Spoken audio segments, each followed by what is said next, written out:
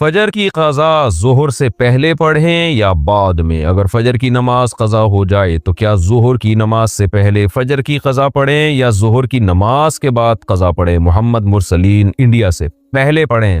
ایک تو فجر قضا کر دی، یہ گناہ، اوپر سے اتنی تاخیر کر رہے ہیں تو گناہ در گناہ ہوگا۔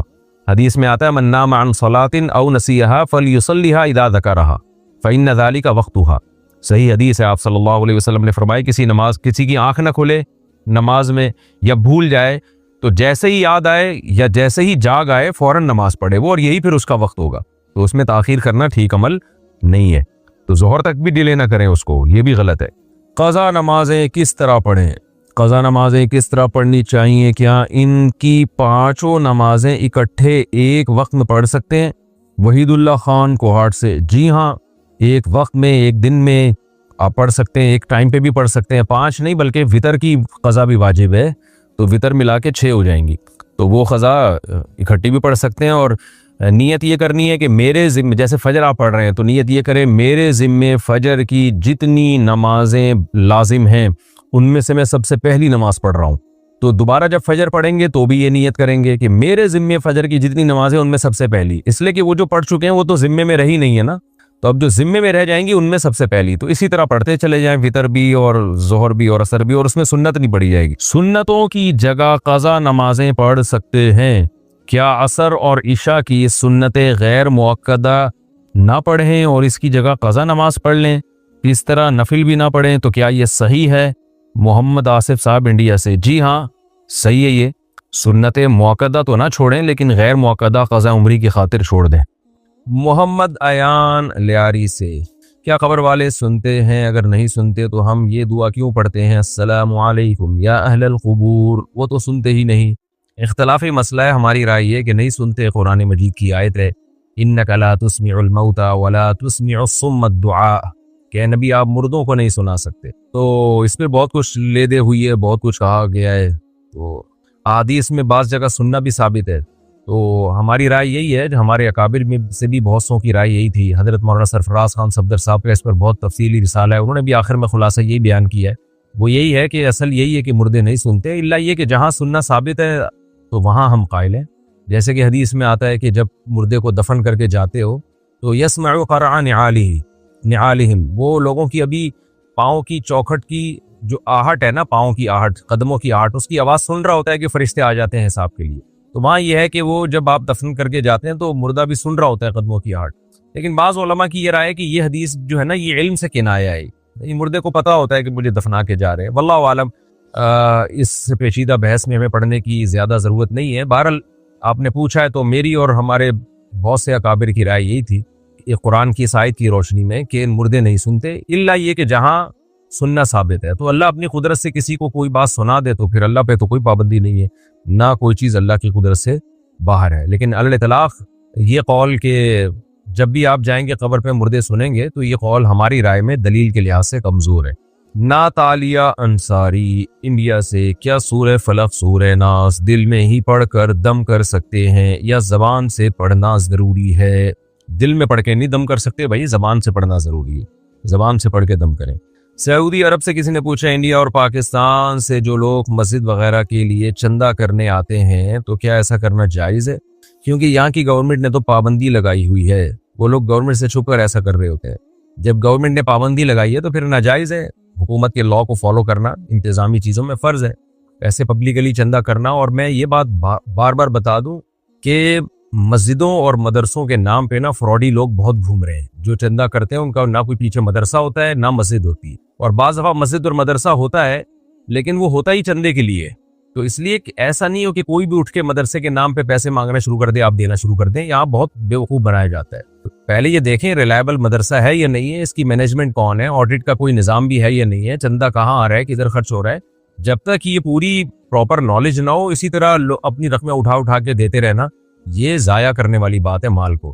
تو یہ ایک باقاعدہ بہت سے لوگ جو ہے نا اس دھندا بنایا ہوا ہے ان چیزوں کو، تو علماء ایسا نہیں کرتے، لیکن علماء کے روپ میں لوگ ایسا کر رہے ہوتے ہیں، کسی کے چہرے پہ تھوڑی لکھا ہوتا ہے کہ یہ عالم ہے، مفتی ہے، فراڈی ہے، کیا ہے، تو لوگ علماء کا گیٹ اپ بنا لیتے ہیں۔ یہ جتنے روحانی عامل ہیں انہوں نے اپنے نام کے ساتھ مفتی لگانا شروع کر دیا، مفتی فلاں مفتی فلاں، تو پاکستان میں کوئی پابندی تو ہے نہیں، کوئی بھی مفتی کہہ دے. حالانکہ روحانی عامل تو شریف انسان ہو، یہ بڑی مشکل سے، یعنی بہت ہی کوئی ایسا ریئر کیس ہوگا تو ہو گیا ہے گا، ورنہ مفتی کہاں سے ہو گیا وہ. تو اب روحانی عاملوں پہ میں مزید زیادہ نہیں بولتا. تو اس لیے جو ہے نا، یہ جو بعض لوگ ایسا کرتے ہیں کہ چار دیواری کھڑی کی اور کچھ یتیم بچے لا کے رکھ دیے اور پھر نوٹ چھاپنے کی مشین بن جاتے ہیں. لوگ ان یتیموں کے چہرے دیکھ دیکھ کے پیسہ دے رہے ہوتے ہیں، اور وہ جو مدرسے کا محتمم ہوتا ہے وہ دبا کے پیسہ کما رہا ہوتا ہے، کوئی پوچھنے والا نہیں ہے اس سے. تو اس لیے باقاعدہ جب تک کوئی پراپر عالم نہ ہو یا علماء کے شاگرد نہ ہو جن پہ بڑے علماء کو اعتماد ہو، تو اس کے بغیر یہ کام نہ کریں آپ. یہ بہت خطرناک ہے. ہم نے اس میں اتنے فراڈی دیکھے ہیں کہ آپ کی سوچ جہاں ختم ہوتی ہے نا کہ یہاں تک فراڈ ہو سکتا ہے، وہاں سے فراڈ ان کا شروع ہوتا ہے. تو جو ریلائبل مدارس ہیں، جہاں سنجیدہ سیریس علماء ہیں، ان کا وزٹ کریں، ان کو جا کے دیکھیں، پھر ان کے ساتھ تعاون کریں. تو یا اگر کسی بھی چھوٹے مدرسے کے ساتھ تعاون کرنا ہے تو پہلے وزٹ کریں، پورا دیکھیں کہ بھائی آڈٹ کر، تم رسیدیں دکھاؤ ہمیں کیا ہو رہا ہے، یا کتنا کہاں سے آ رہا ہے، یا تم پہ کون اعتماد کرتا ہے بڑے علماء میں سے. تو میں آپ کو بتاؤں، میرے نام کو کتنے لوگوں نے غلط کیش کروایا ہے. میرا بھانجا ہے واسے، تو اس کی آواز میں جو ہے چندے مانگے لوگوں سے کہ مفتی صاحب کا بھانجا بات کر رہا ہوں. لوگوں نے پیسے دیے ہیں اس کو، حالانکہ میرے بھانجے کو پتہ بھی نہیں کہ کوئی اس کے نام پہ پیسے لے رہا ہے. کتنے لوگ ہیں میرے ساتھ آ کے دوستی لگائی، چند دن ساتھ گھومے، لوگ سمجھے یہ مفتی صاحب کے بہت ہی کلوز ہیں، اس کے بعد جا کے مالداروں سے تعلق قائم کر کے اپنے مدرسوں کے لیے چندے کرنا شروع کر دیے، حالانکہ وہ مدرسے بھی نہیں تھے ان کے، ڈرامے بازی تھی. بڑے بڑے مسائل ہوتے ہیں بھائی اس میں، اس لیے آپ کسی پیسوں کے معاملے میں کوئی آپ کو بیوقوف نہ بنائے، اس لیے ہوشیار رہیں اس میں. اور سعودی عرب میں جب کوئی چندہ مانگنے آیا تو بیچار اس کا تو پتہ ہی نہیں چلتا یہ ہے کون، کہاں سے آیا یہ. یہاں سے ہول سیل کے حساب سے بھکاری جاتے ہیں سعودی عرب. میں نے ایسے بھکاری دیکھے ہیں سعودی عرب میں، چندہ کر کر کے نا پورے کنٹینر بک کیے انہوں نے جہازوں میں، ان کا مال شپ کے ذریعے کراچی آیا ہے. کام ان کا 5 روپے کا نہیں تھا دھیلے کا، کروڑپتی بن گئے وہ. تو ہوش کے ناخن لینا چاہیے. ایک صاحب نے مدرسہ بنایا بھی نہیں، سریا لا کے ڈال دیا، وہ بھی سیٹوں سے کہہ دیا. تو سریا ہے نا، تو پھر کنسٹرکشن کا کام ہو رہا ہے، تو وہ ویڈیو بنا کے سعودیہ بھیجی، عربوں کو بھی الو بنایا اور بہت سے لوگوں کو الو بنا کے دبا کے نوٹ چھاپے اس نے. تو یہ کنسٹرکشن کا کام دکھا دیں گے، دیکھیں کنسٹرکشن ہو رہی ہے. تو مدارس کے ساتھ تعاون بھرپور طریقے سے کرنا چاہیے، لیکن مدرسہ ہو اور اس میں کرپشن نہ ہو، پورا سسٹم چل رہا اس کا. تو اس لیے جو ہے ادروائز نہیں کرنا چاہیے. چند مدارس کے میں نام بتا دیتا ہوں. دارالعلوم کرنگی ہے، بنوری ٹاؤن ہے، جامعہ فاروقیہ ہے، جامعۃ الرشید ہے، بنوریا ہے جو سائٹ میں. یہ کراچی کے مشہور مدارس ہیں جن پہ اعتماد کیا جا سکتا ہے. اور بھی ہیں، میں یہ نہیں کہہ رہا، لیکن یہ بڑے بڑے مشہور مدارس ہیں. تو لاہور میں جامعہ اشرفیہ ہے، اسی طرح پشاور میں کچھ بڑے مدارس ہیں. تو یہ قابل اعتماد ہیں، بڑے اکابر کی رہنمائی میں یہ مدارس چل رہے ہیں. ادروائز کسی مدرسے کے ساتھ تعاون کرنا ہو تو پھر آپ نے بہت زیادہ سوچ سمجھ کے تعاون کرنا ہے، دیکھنا ہے کہ ڈرامے بازی نہ ہو اس میں. زیادہ تر اگر میں غلط کہہ رہا ہوں تو بہت زیادہ تو صحیح لفظ ہوگا، بہت زیادہ ڈرامے بازی ہو رہی ہے. پاکستان سے کسی نے پوچھا اگر کوئی منت پوری نہ کرے تو اس کا کفارہ دے دے جو قسم کا ہوتا ہے، تو کیا پھر وہ منت ختم ہو جائے گی؟ نہیں جی. منت کی 2 قسمیں دیکھیں. ایک قسم تو یہ ہے کہ آپ نے منت مانی کیا کہ اگر اللہ نے میرے مریض کو شفا دے دی تو میں اتنے روزے رکھوں گا یا اتنے پیسے صدقہ کروں گا. اللہ نے میرا یہ کام کر دیا، فلاں جگہ میری شادی ہو گئی تو میں اتنے روزے رکھوں گا یا اتنے پیسے صدقہ کروں گا. میں ٹھیک ہو گیا، میرے ساتھ یہ بیماری چل رہی ہے، اگر میں ٹھیک ہو گیا تو میں یہ کام کروں گا. تو ایسے میں تو وہ منت ہی پوری کی جائے گی، قسم کا کفارہ نہیں ہے. لیکن اگر کسی نے منت کے ایسے الفاظ مانے کہ اگر میں نے فلاں کام کیا، یعنی ایسا کام جس سے آپ بچنا چاہتے ہیں، جیسے کوئی گناہ کی عادت پڑ گئی تو آدمی قسم اٹھا لیتا ہے اگر میں نے یہ گناہ کیا یا میں نے فلاں کام کیا تو میں جو ہے 1 مہینے کے روزے رکھوں گا یا میں 1 لاکھ روپے صدقہ کروں گا. تو جس کام سے بچنے کے لیے انسان قسم اٹھاتا ہے نا، قسم کو یعنی منت مانتا ہے، منت قسم نہیں، منت، کہ یہ کام میں نے اگر کیا تو مجھ پر اتنے روزے لازم ہے، تو پھر اس کام کو اگر کر لیا تو پھر اس میں اس کے پاس آپشن ہوتا ہے، چاہے تو اتنے روزے رکھ لے، چاہے تو قسم کا کفارہ ادا کر لے. تو قسم کے کفارے کے طور پہ 3 روزے ہوتے ہیں پھر. تو یعنی ہر منت میں ایسا نہیں ہوتا کہ قسم کا کفارہ دے سکتا ہے. اس منت میں ایسا ہوتا ہے جس میں کسی کام کو نہ کرنے کے لیے منت مانی ہو تاکہ میں اس کام کو نہ کر پاؤں، تو وہ کام کرنے سے پھر منت واجب ہو جاتی ہے. لیکن اس میں یہ آپشن ہوتا ہے قسم کا کفارہ بھی دے سکتے ہیں آپ. وجہ اس کی یہ کہ یہ حکم کے لحاظ سے جو ہے نا یہ یمین ہے، اور یعنی حکم کے لحاظ سے تو یہ یمین ہے، ہاں، اور الفاظ کے لحاظ سے یہ منت ہے. اس لیے اس میں دونوں آپشن ہیں. لیکن نارملی کسی نے منت مانی ہے کہ میرا یہ کام ہو گیا، اللہ نے یہ کام کر دیا تو میں روزے رکھوں گا، تو پھر وہ روزے ہی ہیں اور اس میں قسم کا کفارہ نہیں۔ انڈیا اس کے پوچھے کیا ہندو کے گھر میں نماز پڑھ سکتے ہیں؟ جی پڑھ سکتے ہیں، کیوں نہیں پڑھ سکتے۔ راجستھان سے کسی نے پوچھا راجستھان انڈیا سے نیاز اور فاتحہ کیوں نہیں دلانا چاہیے، اس بارے میں بتا دیجئے، کیونکہ لوگ مجھ سے ہر بار یہی بولتے ہیں کہ تم لوگ نیاز کیوں نہیں دیتے۔ ان سے بولیں یہ نیاز کا لفظ ہی نہیں ہے حدیث میں، اور یہ چلو لفظ بعض حدیثوں میں نہیں ہوتے، عمل تو ملتا ہے، تو عمل بھی نہیں ہے۔ بتاؤ کن صحابی نے کس وقت نیاز دلائی تھی، کیا کیا تھا؟ یہ نیاز دلانا ہوتا کیا ہے؟ صدقات و خیرات ہیں، کسی بھی غریب کو جب چاہو چپکے سے کھلا دو اللہ کی رضا کے لیے، بس اس سے زیادہ صدقات و خیرات کی اور کوئی حیثیت نہیں ہے، بس یہی حیثیت۔ تو 11ویں 12ویں اور پھر فلانے کی نیاز اور فلانے کی نیاز، یہ نبی صلی اللہ علیہ وسلم، صحابہ، ائمہ اربعہ، مجتہدین میں سے کسی سے بھی ثابت نہیں ہے۔ فاطمہ صاحبہ امریکہ سے پوچھتی ہیں میں شادی شدہ ہوں اور صاحب اولاد ہوں، میں ملازمت کرتی ہوں اور اپنے بہن بھائیوں اور ماں باپ کی کفالت کرتی ہوں، اس خدمت کا موقع ملنے پر بہت خوش ہوں۔ آپ رہنمائی فرمائیں کہ کیا اپنے ماں باپ اور بہن بھائی پر خرچ کرنا صدقے میں شمار ہوگا یا مجھے الگ سے صدقہ دینے کا اہتمام کرنا چاہیے؟ یہ بھی فرمائیں کہ کیا میں اپنی زکوٰۃ اپنے بالغ بہن بھائی کو دے سکتی ہوں جو مالی طور پر صاحب حیثیت نہیں ہے؟ نیز یہ بھی بتائیے کہ کیا میں اپنے والد کے قضا، روزوں اور نمازوں کا کفارہ ان کی اجازت سے اپنے مال سے دے سکتی ہوں؟ وہ سب کام کر سکتی ہیں جن چیزوں کا بھی آپ نے پوچھا ہے۔ اور جو شریعت میں رشتہ داروں پہ جو خرچ کرنے کا صدقہ ہے نا، اس میں 2 ثواب ملتے ہیں، حدیث میں آتا ہے، صدقے کا ثواب بھی اور رشتہ داری جوڑنے کا ثواب بھی۔ تو اللہ آپ کو اور توفیق دے، آپ کے مال میں اللہ تعالیٰ اور برکت دے۔ لیکن ہمیں رشتہ داروں پہ بھی خرچ کرنا چاہیے، لیکن دوسرے جو دیگر شریعت کے مصارف ہیں نا، جہاں شریعت نے بتایا اگر وہاں ضرورت ہو تو وہاں بھی خرچ کرنا چاہیے، جیسے دین کی تبلیغ کے لیے، یا کوئی آپ کو بہت زیادہ ضرورت مند مل جاتا ہے جو بیچارہ کھانے پینے کا محتاج ہے، جبکہ رشتہ داروں کو آپ نے دیکھا کہ کھانا پینا ان کو اچھا مل رہا ہے، تو پھر اس مسکین کو ترجیح دینی چاہیے ایسے موقع۔ یعنی اگر رشتہ داروں کا پیٹ بھرا ہوا ہے، ان کو بہت زیادہ ضرورت نہیں ہے، اور کسی ایسے فرد کو بہت زیادہ ضرورت پڑ جاتی ہے کہ آپ نے اس کی ضرورت پوری نہ کی، تو وہ تو بالکل ہی حالت اس کی غیر ہو جائے گی، تو پھر ایسے موقع پہ شریعت ضرورت مند کو ترجیح دیتی ہے رشتہ داروں پہ۔ نارملی تو رشتہ دار ہی کو ترجیح دینی چاہیے۔ انصاری حفظ الرحمان مالیگاؤں مہاراشٹر سے، مفتی صاحب یوٹیوب پر خواب کی تعبیر دیکھ سکتے ہیں یا نہیں؟ بہت سے مولانا یوٹیوب پر خواب کی تعبیر بتاتے ہیں، یہ تعبیریں دیکھنا کیسا ہے؟ ہمیں آپ کی طرف سے ہمارے پہلے سوال کا جواب ملا مفتی صاحب، بہت خوشی ہوئی، دل سے دعا ہے کہ اللہ تعالیٰ آپ پر سلامتی اور رحمت نازل فرمائے۔ آپ لوگ میری دشمنیوں میں اضافہ کر رہے ہیں، عاملوں کے خلاف بلوا کے میں بہت بولتا ہوں عاملوں کے خلاف، اور انشاءاللہ مرتے دم تک بولتا رہوں گا۔ اکیلا ہی بول رہا ہوں، کوئی اور بھی بولے تو میں چپ ہو جاؤں نا۔ اسی طرح یاد رکھیں یوٹیوب پہ جو خوابوں کی تعبیروں کے دھندے شروع کیے ہیں نا، ان میں بھی ڈرامے بازی ہے۔ خواب کی تعبیر اتنی ہلکی بات نہیں کہ پورے چینل کھول کے خواب آ رہے ہیں اور تعبیریں پارسل کرنا شروع کر دی، اتنا ہلکی بات نہیں۔ اس کا تعلق ہے ذہنی فراست سے۔ بعض لوگوں کو اللہ نے غیر معمولی فراست دی ہوتی ہے، لیکن ایسی فراست کسی کے پاس نہیں ہوتی کہ ہر وقت جو بھی فون کر رہا ہے خواب کی تعبیر آپ اس کو بتائے جا رہے ہیں، یہ نہیں ہوتا۔ اس میں بہت سوچنا پڑتا ہے، بہت کچھ اللہ کی طرف سے بھی بعض دفعہ مدد ہوتی ہے انسان کی۔ تو کبھی کبھار کوئی خواب کسی کو بہت ہی عجیب سا آ جائے اور اس کو لگے کہ یہ کچھ ایسا ہے جس کی کوئی تعبیر ہوگی، تو پھر وہ کسی صاحب فراست بزرگ کے پاس جائے، تو وہ بزرگ اس کے سارے حالات کو دیکھتے ہیں اور اس میں غور و فکر کرتے ہیں، اس کے بعد جو ہے اس کی تعبیر متعین کی جاتی ہے۔ یہ اتنا آسان عمل ہوتا تو اللہ نے یوسف علیہ السلام کو معجزے کے طور پہ نہ دیا ہوتا۔ یوسف علیہ السلام کا تو معجزہ تھا۔ تو معجزہ کسے کہتے ہیں؟ وہ کام جو عام پبلک نہیں کر سکتی۔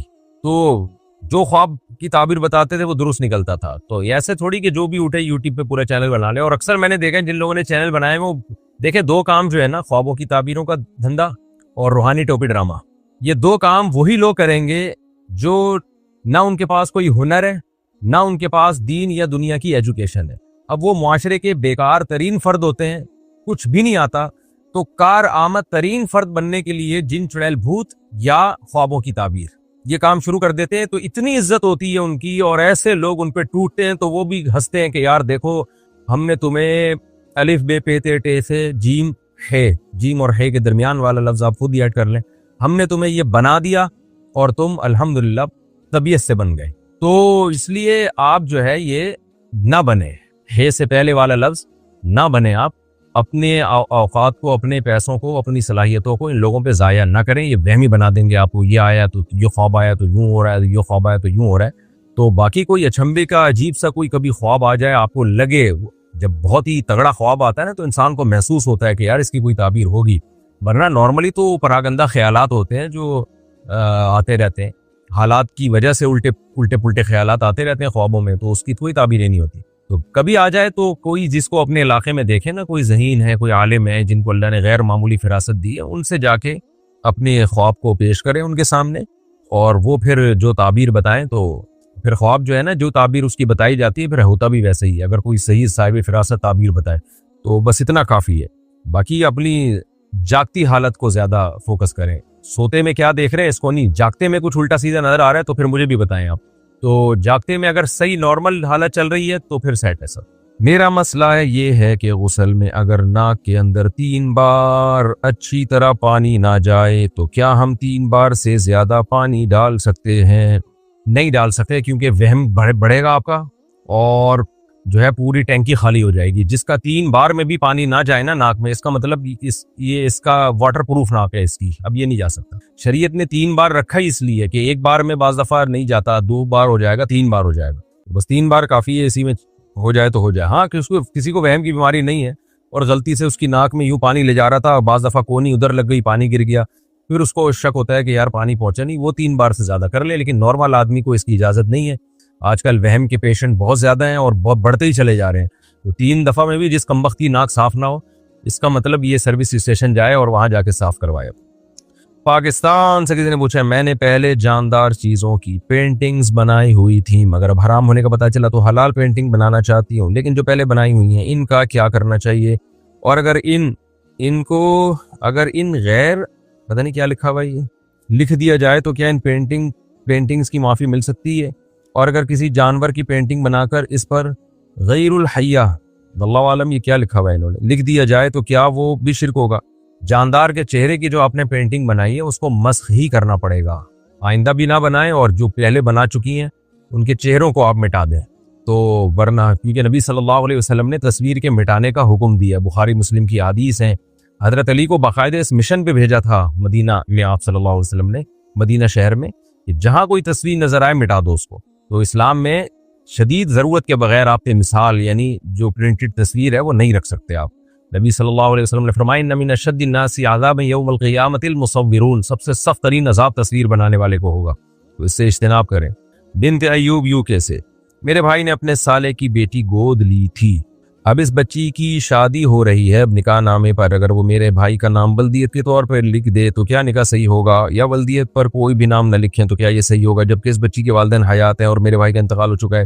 بچی کے اوریجنل ابا کا نام لکھنا پڑے گا تمام ڈاکومنٹس میں بھی اور نکاح نامے میں بھی۔ یہ بہت بڑا گناہ ہے کہ ابا کا نام ہی نہ لکھا جائے یا ابا کے علاوہ کسی اور کا نام لکھ دیا جائے، قرآن نے صاف طور پر اس سے منع کیا ہے۔ محمد شعیب چاندپور بجنور انڈیا سے، غیر محرم لڑکی کیا موبائل میں فوٹو دیکھنا کیسا ہے جبکہ وہ اس دنیا سے رخصت ہو گئی ہو؟ ٹھیک نہیں ہے بھائی، کیوں لڑکی کو فوٹو دیکھ رہے ہیں آپ بلا وجہ؟ سعد احمد میاں چنو سے، کیا قرآن مجید کا صرف اردو ترجمہ شائع کر سکتے ہیں؟ بہت سے علماء نے اس عمل کو ناجائز اس لیے قرار دیا ہے کہ اس میں قرآن کی تحریف ہونے کا امکان بڑھ جاتا ہے۔ عربی ہو نیچے ترجمہ ہو تو اگر کوئی غلط ترجمہ کرے گا تو علماء پکڑ لیں گے نا کہ دیکھو یہ عربی میں کیا لکھا ہے، نیچے ترجمہ کیا ہے، لیکن خالی ترجمہ ہوگا تو امکان ہوتا ہے کہ ایسا نہ ہو کہ کوئی تحریف کر لے۔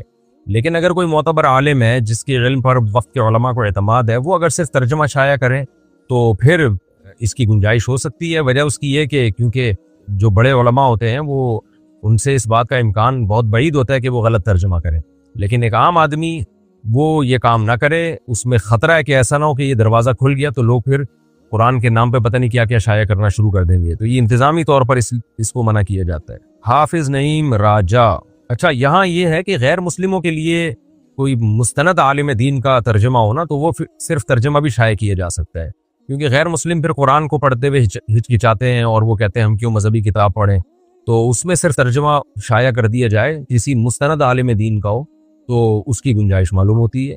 حافظ نعیم راجہ، یہ کہاں سے کہ سیجی کوٹ، میرا سوال یہ ہے کہ یہ کیا لکھا ہے، فوریکس اور آن لائن ورک حلال ہے یا ناجائز ہے؟ یہ لفظ انہوں نے کٹا ہوا ہے جو ہمارے پاس کمپوزنگ میں نا تو صحیح سمجھ میں نہیں آ رہا۔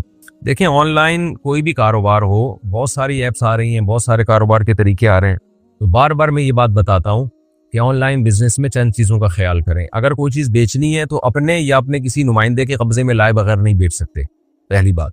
نمبر 2، دو پارٹیوں کے درمیان بیچنے کا کمیشن لے سکتے ہیں، لیکن پھر اس میں بیچنے والے آپ نہیں ہوں گے. آپ یہ کہو گے فلاں بیچ رہا ہے، تم خرید رہے ہو، میں تمہیں ارینج کر کے یہ چیز دلوا دوں گا، تو پھر یہ کمیشن ہوگا. لیکن وہ چیز پھر آپ کے ضمان میں نہیں ہوگی. آپ وہاں سے لے کے جب تک وہ بندہ قبضہ نہیں کر لیتا، وہ ہلاک ہو گئی تو کمپنی کا نقصان ہوگا، آپ کا نقصان نہیں سمجھا جائے گا. اور اگر بیچنے کے لیے آپ لے رہے ہو تو میں نے جیسے پہلے نمبر پہ بتایا کہ اپنے قبضے میں لیں، اس دوران ہلاک ہو گئی تو آپ کا نقصان ہے، قبضے میں آنے کے بعد پھر آپ آگے بیچیں.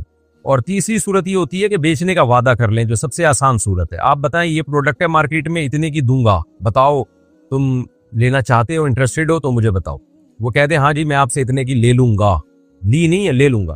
پھر آپ خریدیں، اپنے وکیل کے ذریعے قبضہ کریں یا خود قبضہ کریں اور پھر اس کو بتائیں کہ بھئی یہ چیز ہے، اب آپ بتاؤ. تو اس دوران اس کو یہ حق ہوگا کہ وہ واپس کر دے آپ کو. اور اس دوران یہ چیز ہلاک ہو گئی یعنی قبضے میں آنے کے بعد، تو آپ کا نقصان ہے، کمپنی کا نقصان نہیں. تو پھر آپ لے جا کے اس کو بیچ دیتے ہیں. تو یہ بیچنے کا وعدہ تھا، بیچا نہیں ہے، لیکن اس کو یہ آپشن ہوگا اس وعدے میں کہ وہ جو بائر ہے نا وہ مکر بھی سکتا ہے، کہہ رہا ہے میں نے وعدہ تو کیا تھا لیکن اب میرا موڈ نہیں ہے خریدنے. یہ 3 طریقوں کے علاوہ آن لائن جو خرید و فروخت کے طریقے چل رہے ہیں وہ جائز نہیں ہے. انڈیا سے پوچھا میرے بابا میرے بھائی کی شادی خالہ کی بیٹی سے کرنا چاہتے ہیں لیکن میرا بھائی نہیں کرنا چاہتا، وہ زبردستی کر رہے ہیں، کیا ایسا کرنا درست ہے؟ زبردستی نہیں کر سکتے بھائی. کسی کی شادی زبردستی کریں گے، وہ بیوی سے محبت نہیں کرے گا، اس کو بوجھ سمجھے گا، تو بڑے مسائل کھڑے ہوتے ہیں اس میں. محمد جنید بھورا والا، منگنی کے بعد منگیتر سے بات کرنے کے لیے سری نکاح کرنا کیسا ہے، اپنے دوست کو گواہ بنا کر تاکہ گناہ سے بچ جائے؟ یہ جو ہے نا لڑکے سری نکاح کرتے ہیں، اس کے سائیڈ ایفیکٹ بہت زیادہ ہوتے ہیں. تو لڑکی کا اپنے ولی کی اجازت کے بغیر نکاح کرنا بھی عام حالات میں قابل تعریف نہیں ہے. تو جب منگنی ہو گئی ہے تو یا تو ڈٹ جاؤ، جا کے بولو کہ ایسی کی ایسی میری شادی کراؤ ورنہ میں رشتہ توڑ رہا ہوں، کہیں اور شادی کر رہا ہوں. ایسے بدماشی سے کام کریں. یہ خفیہ نکاح، اس کے سائیڈ ایفیکٹ لڑکیوں کو بہت زیادہ ہوتے ہیں. لڑکا تو کر لیتا ہے، اس کے بعد چھپ چھپ کے ملتا رہتا ہے، اور پھر اس جب بعض دفعہ پریگننسی ہو جاتی ہے اور بعض دفعہ آپس میں اتنے پھڈے ہو جاتے ہیں، لڑکا اس کو چھوڑ دیتا ہے. بہت زیادہ مسائل ہوتے ہیں. تو جب ایک چیز پراپر وے میں ہو رہی ہے تھوڑا صبر کر لو. ٹائم سے پہلے آگے بھاگنے کی کوشش کیوں کر رہے ہو؟ اور اگر صبر نہیں ہو رہا تو لڑکی والوں کو بتا دو بھائی مجھ سے صبر نہیں ہو رہا ہے، یا مجھے جلدی ہے نکاح کی، آپ نے اگر دینی اپنی بیٹی دے دیں، ادروائز میں منگنی توڑ کے کہیں اور شادی کر رہا ہوں. عبد الرحمان صاحب انڈیا سے پوچھتے ہیں میں جہیز کے خلاف ہوں مگر لڑکی کا شوق ہے کہ اس کے گھر والے اس کو تحفے کے طور پر چیزیں اور سامان بھیجیں، تو گفٹ قبول کرنا جائز ہے یا نہیں؟ آپ مضبوط لہجے میں لڑکی والوں کو بتا دیں کہ مجھے جہیز بالکل بھی نہیں چاہیے. ڈرامے بازی نہ کریں اس میں. بعض دفعہ اوپر سے کہہ رہے ہوتے ہیں، اندر سے ہوتا ہے کہ چاہیے، پھر بھی وہ دے رہے ہیں تو پھر یہ آپ کا ہیڈک نہیں ہے. پھر لڑائی جھگڑا نہ کریں، اس سے اختلافات ہوتے ہیں، لڑائیاں ہوتی ہیں. وہ اپنی بیٹی کو دے رہے ہیں تو آپ پھر زبردستی نہیں روک سکتے. شمس الدین علی احمد خان انڈیا سے، کیا گدھے کا گوشت کھانا مکروہ ہے؟ ازبکستان، تاجکستان، ترکمانستان، خاص طور پر کرغزستان اور قزاقستان میں تو گدھے کا گوشت، سنی حنفی بھی گدھے کا گوشت کھاتے ہیں. اور یہ بھی سوال ہے کہ مکروہ کام کرنے سے کیا انسان کو گناہ ملتا ہے؟ گدھے کا گوشت حرام ہے، وہی صحیح حدیث ہے. حنفی ہو یا شافی ہو، سب کے نزدیک حرام ہے. لاہور میں کھلایا گیا تھا، وہ بھی غلطی سے جان کر وہاں بھی نہیں کھایا گیا ہے. تو حرام ہے، ناجائز ہے، نہیں کھائیں گدھے کا گوشت، کوئی مکروہ نہیں ہے. اور اگر کوئی کھا رہا ہے تو اس کو منع کریں کہ انسان بنو، گدھے کی یہ کیا کھا رہے ہو تم. فہد صاحب کوئٹہ سے، کچھ عرصے قبل ایک مسجد میں موجود تھا. مغرب کی نماز کے بعد پہلے بیان ہوا، پھر نعت پڑھی گئی، اس کے بعد اندھیرا کر کے کلمہ طیبہ وغیرہ کا زور زور سے ورد کیا گیا. بدعتی تو ایسا کرتے ہی ہیں، کیا اہل حق علماء کے نزدیک بھی ایسا کرنا درست ہے؟ دیکھیں مسجدوں میں اس طرح اوپنلی اندھیرا کر کے اجتماعی ذکر کرنا یہ بلا شبہ بدعت عمل ہے. کیونکہ مسجد میں جب عام پبلک آئی ہوئی ہے تو آپ ان کو وہی طریقہ بتائیں جو سنت سے ثابت ہے. تو یہ طریقہ اجتماعی ذکر، اس طرح سے لوگوں کو اکٹھا کرنا اور پھر جہرن ذکر کروانا، یہ اجتماعی حیت ہی ہے، تداعی ہو رہی ہے نا. اس میں کوئی بھی اجتماعی عبادت آپ علی سبیل تداعی نہیں کر سکتے. علی سبیل تداعی کا مطلب ہوتا ہے لوگوں کو باقاعدہ پراپر بلا کے اعلان کر کے. اس کی مثال ایسے جیسے اشراق کے نماز 2 رکعت پڑھتے ہیں لوگ، تو ہر آدمی اپنے طریقے سے پڑھ رہا ہوتا ہے. اگر امام اعلان کرے تمام حضرات سے گزارش ہے آ جائیں جی اشراق کی جماعت ہو رہی ہے، یہ بدعت عمل بن جائے گا. تراویح رمضان میں ہے کہ آپ رمضان میں نوافل 20 رکعتیں پڑھتے ہیں اعلان کر کے، لیکن رمضان جیسی گزرے گا امام صاحب اعلان کریں کہ بھی آ جائیں جی تمام حضرات، ہم 10 رکعتیں یا 20 رکعتیں یا 30 رکعتیں ہم جماعت سے پڑھ رہے ہیں، تو یہ بدعت عمل کہلائے گا. تو اسی طرح ذکر کو بھی اس طرح سے کرنا کہ لوگوں کو جمع کرنا، بلانا اور پھر ان کو اکٹھا بٹھا کے زور زور سے ذکر کروانا، یہ بھی بلا شبہ بدعت عمل ہے جس کا خیر القرون میں کوئی ثبوت نہیں ملتا۔ البتہ اگر کوئی مرید اپنے جو کوئی شیخ و مرشد جو ہے اپنے مریدوں کو ذکر کی عادت ڈالنے کے لیے بلائے، خاص مریدوں کو، اوپنلی نہ ہو ایسے کہ بھائی کھلے عام سب کو دعوت دی جا رہی ہے، وہ اگر بلائے اور بٹھا کے ذکر کروائے تو اس کی گنجائش ہے، لیکن وہ بھی احتیاط یہ کریں کہ مسجد میں نہ ہو، کیونکہ لوگ اس کو سنت ہی سمجھتے ہیں۔ پھر اس کی مثال ایسے ہے جیسے اجتماعی قرآن خوانی تو بدعت عمل ہے، تمام علماء لکھتے ہیں بدعت عمل ہے اجتماعی قرآن خوانی۔ آپ کیا کر رہے ہیں؟ اعلان کر رہے ہیں کہ فلاں کا انتقال ہو گیا، تمام حضرات آئیں، ان کے ثواب کے لیے ہم قرآن پڑھیں گے، تو یہ تداعی ہو رہی ہے نا۔ قرآن جس نے جہاں پڑھنا ہے پڑھ لے، لیکن مدرسوں میں اکثر ایسا ہوتا ہے کہ طلبہ کو کہا جاتا ہے بھائی عشاء کی نماز کے بعد تلاوت ہوگی، سب طلبہ اکٹھے ہو جائیں۔ وجہ کیا ہے کہ طلبہ استاذوں کے شاگرد ہیں، تو طلبہ کو تلاوت کا عادی بنانا ہے، تو عادی بنانے کے لیے تو ان کو بلایا جاتا ہے کہ بھئی آپ بیٹھیں تاکہ ناغہ نہ کریں۔ گھروں میں بھی ہم نے دیکھا ہے نا، جیسے ماں باپ جو ہے وہ ایک نظام بنا کے دیتے ہیں بچوں کو، بھئی صبح سب نے فجر کی نماز کے بعد تلاوت کرنی ہے۔ ہمارے گھر میں بھی الحمدللہ ہمارے والد صاحب نے یہ معمول بنایا ہوا تھا، میرے بڑے بھائی جو ہے ہم سب کو فجر کی نماز کے بعد لے کے بیٹھتے تھے، سب آ جاؤ بھئی، ہم سب قرآن لے کے بیٹھ جاتے تھے۔ تو یہ بھی اجتماعی ہے، لیکن یہ اس میں داخل نہیں ہے، یہ تربیت کے لیے ہے کہ بھئی ان کو پابند بنایا جائے، ان کو قرآن کی عادت ڈالی جائے۔ تو ایسے ہی شیخ و مرشد جو صحیح شیخ ہوتے ہیں، میں جاہل پیروں کی بات نہیں کر رہا، بدعتی پیروں کی بات نہیں کر رہا، جو واقعی اللہ والے ہوتے ہیں، متبع سنت ہوتے ہیں، وہ بعض دفعہ اپنے مریدوں کو ذکر کی عادت ڈالنے کے لیے وہ جمع کرتے ہیں خانقاہ میں یا مسجد میں ایسے ٹائم پہ جب پبلکلی لوگ وہاں نماز پڑھنے کے لیے نہ آئے ہوئے ہوں، ورنہ پھر وہی بدعت کی تائید ہو جائے گی اس سے۔ تو ایسے وقت میں ان کو جمع کیا اور ان کو اپنی موجودگی میں ذکر کروایا، اور بلند آواز سے اس لیے نہیں کروایا کہ یہ سنت ہے، بلکہ اس لیے تاکہ ان کا دھیان لگے ایک دفعہ، جب دھیان صحیح طرح سے لگ جاتا ہے پھر وہ چھڑوا دیا جاتا ہے یہ انداز۔ تو اتنی یہ تعلیم اور تربیت کے لیے اس کی اجازت ہے شریعت میں۔ تو ہمارے جو بعض مشائخ لوگوں کو جمع کر کے اجتماعی ذکر کرواتے تھے نا، وہ اپنے مریدوں کو جمع کر کے کرواتے تھے، اور ان کو عادت ڈالنے کے لیے ایک ٹائم پہ آ جاؤ بھائی تاکہ تمہیں عادت ہو۔ پھر وہاں کیفیت ہوتی ہے خاص قسم کی، تو ان مریدوں میں وہ کیفیت پیدا ہو جاتی ہے، تو ان کو ذکر کی عادت پڑ جاتی ہے۔ تو یہ تعلیم و تربیت کی حد تک تو یہ درست ہے، بشرطے کہ یہ بدعت کا ذریعہ بھی نہ ہو اور اس کو سنت بھی نہ سمجھا جائے۔ ہوتا یہ ہے کہ تصوف میں جب اس طرح کے کام کروائے جاتے ہیں نا، تو پھر قرآن و سنت کا لیبل لگا دیا جاتا ہے اس کے اوپر کہ نبی سے یہ ثابت ہے۔ بھائی نبی سے ثابت نہیں ہے، سیدھی سی بات ہے۔ نبی صلی اللہ علیہ وسلم نے جو فضیلت بیان کی ہے وہ جہری ذکر کی بیان نہیں کی ہے، وہ سری ذکر کی بیان کی ہے۔ اور یہ جو حدیث ہے کہ اللہ کا ذکر ایسے کرو کہ لوگ تمہیں دیوانہ سمجھیں، تو حدیث کا مطلب جب بھی بیان کیا جائے گا وہ صحابہ اور نبی کے عمل ہی کو دیکھ کے بیان کیا جائے گا۔ تو کیا نبی سے اس حدیث کا یہ مطلب ثابت ہے کہ آپ نے ایسے زور زور سے ذکر کیا اور صحابہ نے بھی اجتماعی محفلیں لگائیں اور ہا ہو جو مسجدوں میں ایک شور شرابہ ہو رہا ہوتا ہے، اور اس بیس پہ لوگ ان کو دیوانہ سمجھنا شروع کر دیا ہو؟ ظاہر ہے ایسا بالکل بھی نہیں ہے۔ تو نبی نے جو یہ فرمایا نا کہ اللہ کا ذکر اتنی کثرت سے کرو، مطلب یہ ہے کہ اللہ کی محبت میں اور اللہ کی اطاعت میں اتنے جت جاؤ کہ لوگ سمجھیں کہ یہ پاگل ہے۔ تو آج بھی کوئی بھی دین پہ پراپر اور 100% چلتا ہے تو لوگ اس کو پاگل ہی سمجھ رہے ہوتے ہیں، حالانکہ ہوتے خود وہ پاگل ہے۔ تو یہ مطلب نہیں ہے کہ ایسے مسجدوں میں جتھے لگاؤ اور بتیاں بند کر کے ہا ہو زور سے نہ شور شرابے جیسے ہو رہے ہوتے ہیں آج کل، یہ بدعت ہے۔ اس کے بدعت ہونے میں دو رائے نہیں ہو سکتی۔ ہم پابند ہیں اللہ اس کے رسول صلی اللہ علیہ وسلم کی۔ تو تعلیم و تربیت کی نیت سے کوئی گھر کا سربراہ اپنے بچوں کو بٹھا کے ذکر کراتا ہے یا قرآن پڑھواتا ہے ایک خاص ٹائم پہ، یا کوئی شیخ و مرشد اپنے مریدوں کو ذکر کی عادت ڈالنے کے لیے کسی خاص جگہ پہ ذکر کرواتے ہیں، وہ ٹھیک ہے۔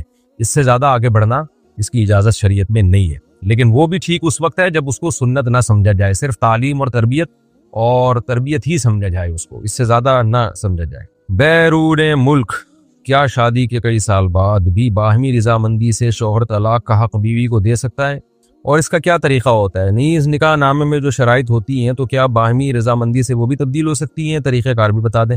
نکاح نامے میں جو بھی شرطیں لکھوا لیں اس کے کوئی فرق نہیں پڑتا، اصل ہے زبان۔ جو کام زبان سے ہوتا ہے وہ تحریر سے بھی ہوتا ہے۔ تو شادی کے بعد شوہر کو یہ حق ہے کہ وہ بیوی کو طلاق کا حق دے دے، لکھ کے بھی دے سکتا ہے، زبان سے بھی دے سکتا ہے، چاہے وہ نکاح نامے میں بڑھا کے دے دے یا ویسے ہی لکھ کے دے دے۔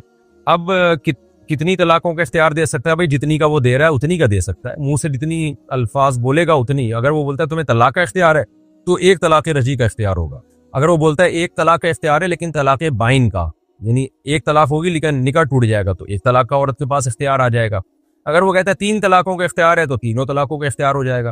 اور پھر اختیار کب تک کے لیے ہوگا؟ ہمیشہ کے لیے ہوگا۔ اگر وہ کہتا ہے ہمیشہ کے لیے تو ہمیشہ کے لیے ہوگا، اور اگر وہ کہتا ہے کہ طلاق کا اختیار ہے کسی خاص مجلس میں کہتا ہے تو پھر اس مجلس تک ہوگا۔ وہ اس مجلس میں عورت نے وہ اختیار مسترد کر دیا یا اٹھ کے چلی گئی تو وہ اختیار ختم ہو جائے گا۔ تو شوہر جتنے ٹائم کے لیے اختیار دے رہا ہے اتنے ٹائم کے لیے ہوگا, ہمیشہ کے لیے دے رہا ہے ہمیشہ کے لیے, اس ٹائم کے لیے دے رہا ہے اس ٹائم کے لیے ہوگا. لیکن جب ایک دفعہ اختیار دے دیا تو اختیار ریورس نہیں ہو سکتا, خوب سمجھ لے. پھر یہ بیگم کے پاس گوٹ چلی جائے گی, اس کی مرضی ہے. طریقہ کار بھی بتا دیا. اگر کہیں جھگڑا ہو رہا ہو اور آپ سمجھتے ہو کہ بیوی آپ سے علیحدگی چاہتی ہے اور شرم کی وجہ سے مانگنی نہیں ہے علیحدگی, اور آپ بھی چھوڑنا چاہتے ہو, تو پھر بیوی کو اختیار دے دیا جا سکتا ہے. یوں کہہ دیا جائے اگر تم چاہتی ہو تو اپنے اوپر طلاق واقع کر لو, میری طرف سے تمہیں اجازت ہے 1 ہفتے کے لیے یا 2 ہفتے تک, ہمیشہ کے لیے نہیں دینا چاہیے. وجہ اس کی ہے کہ پھر ساری زندگی شکی رہتا ہے, پتہ نہیں یار یہ رہے گی بھی کہ نہیں رہے گی, تو ایسے آپ نے آپ کو کیوں لٹکایا جائے. اس کو یوں اختیار دے دیں کہ بھائی تمہیں 1 ہفتے کے لیے یا 3 دن کے لیے تمہیں اختیار ہے.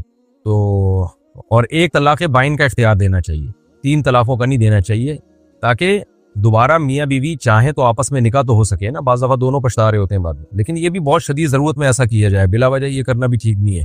یہ کسی نے سوال پوچھا ہے کہ جی بچے کی ولادت کے بعد خواتین کو کتنے دن بعد غسل کرنا چاہیے. ہمارے ہاں مشہور ہے کہ 40 دن بعد. یہ غلط مشہور ہے.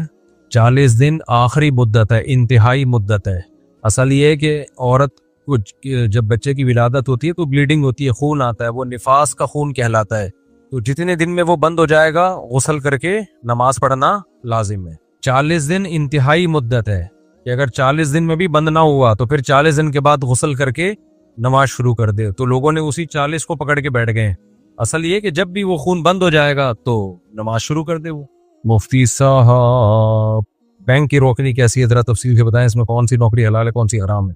سودی بینک میں کوئی بھی ایسا کام جس میں کسی بھی طرح سے سود میں انوالومنٹ ہو آپ کی, وہ جائز نہیں ہے. مینیجر کی نوکری حرام ہے کیونکہ وہ تو سارا نظام کو دیکھ رہا ہوتا ہے.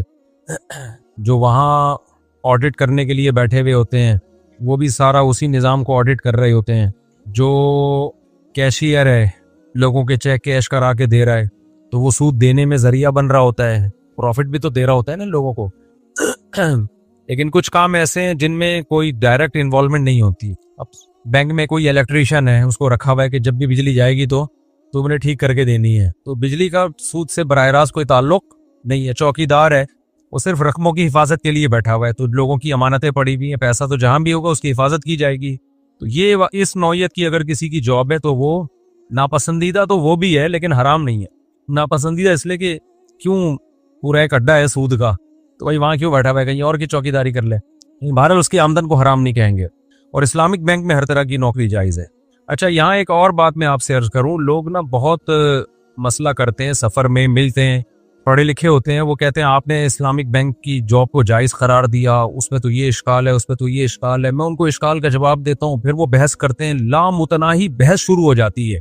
اس سے مجھے جو سیکھنے کو ملتا ہے نا کہ جو جس کی فیلڈ نہیں ہے نا اس کو اس کے بارے میں سمجھانا بھی بہت مشکل ہے, بہت مشکل ہے. کیونکہ نہ ان کو سود کی ڈیفینیشن کا پتہ ہوتا ہے, نہ ان کو قرآن و سنت کا بیسک علم ہوتا ہے.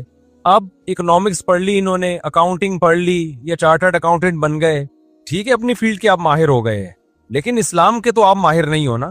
تو یہ لوگ پھر بہت زیادہ دماغ خراب کرتے ہیں.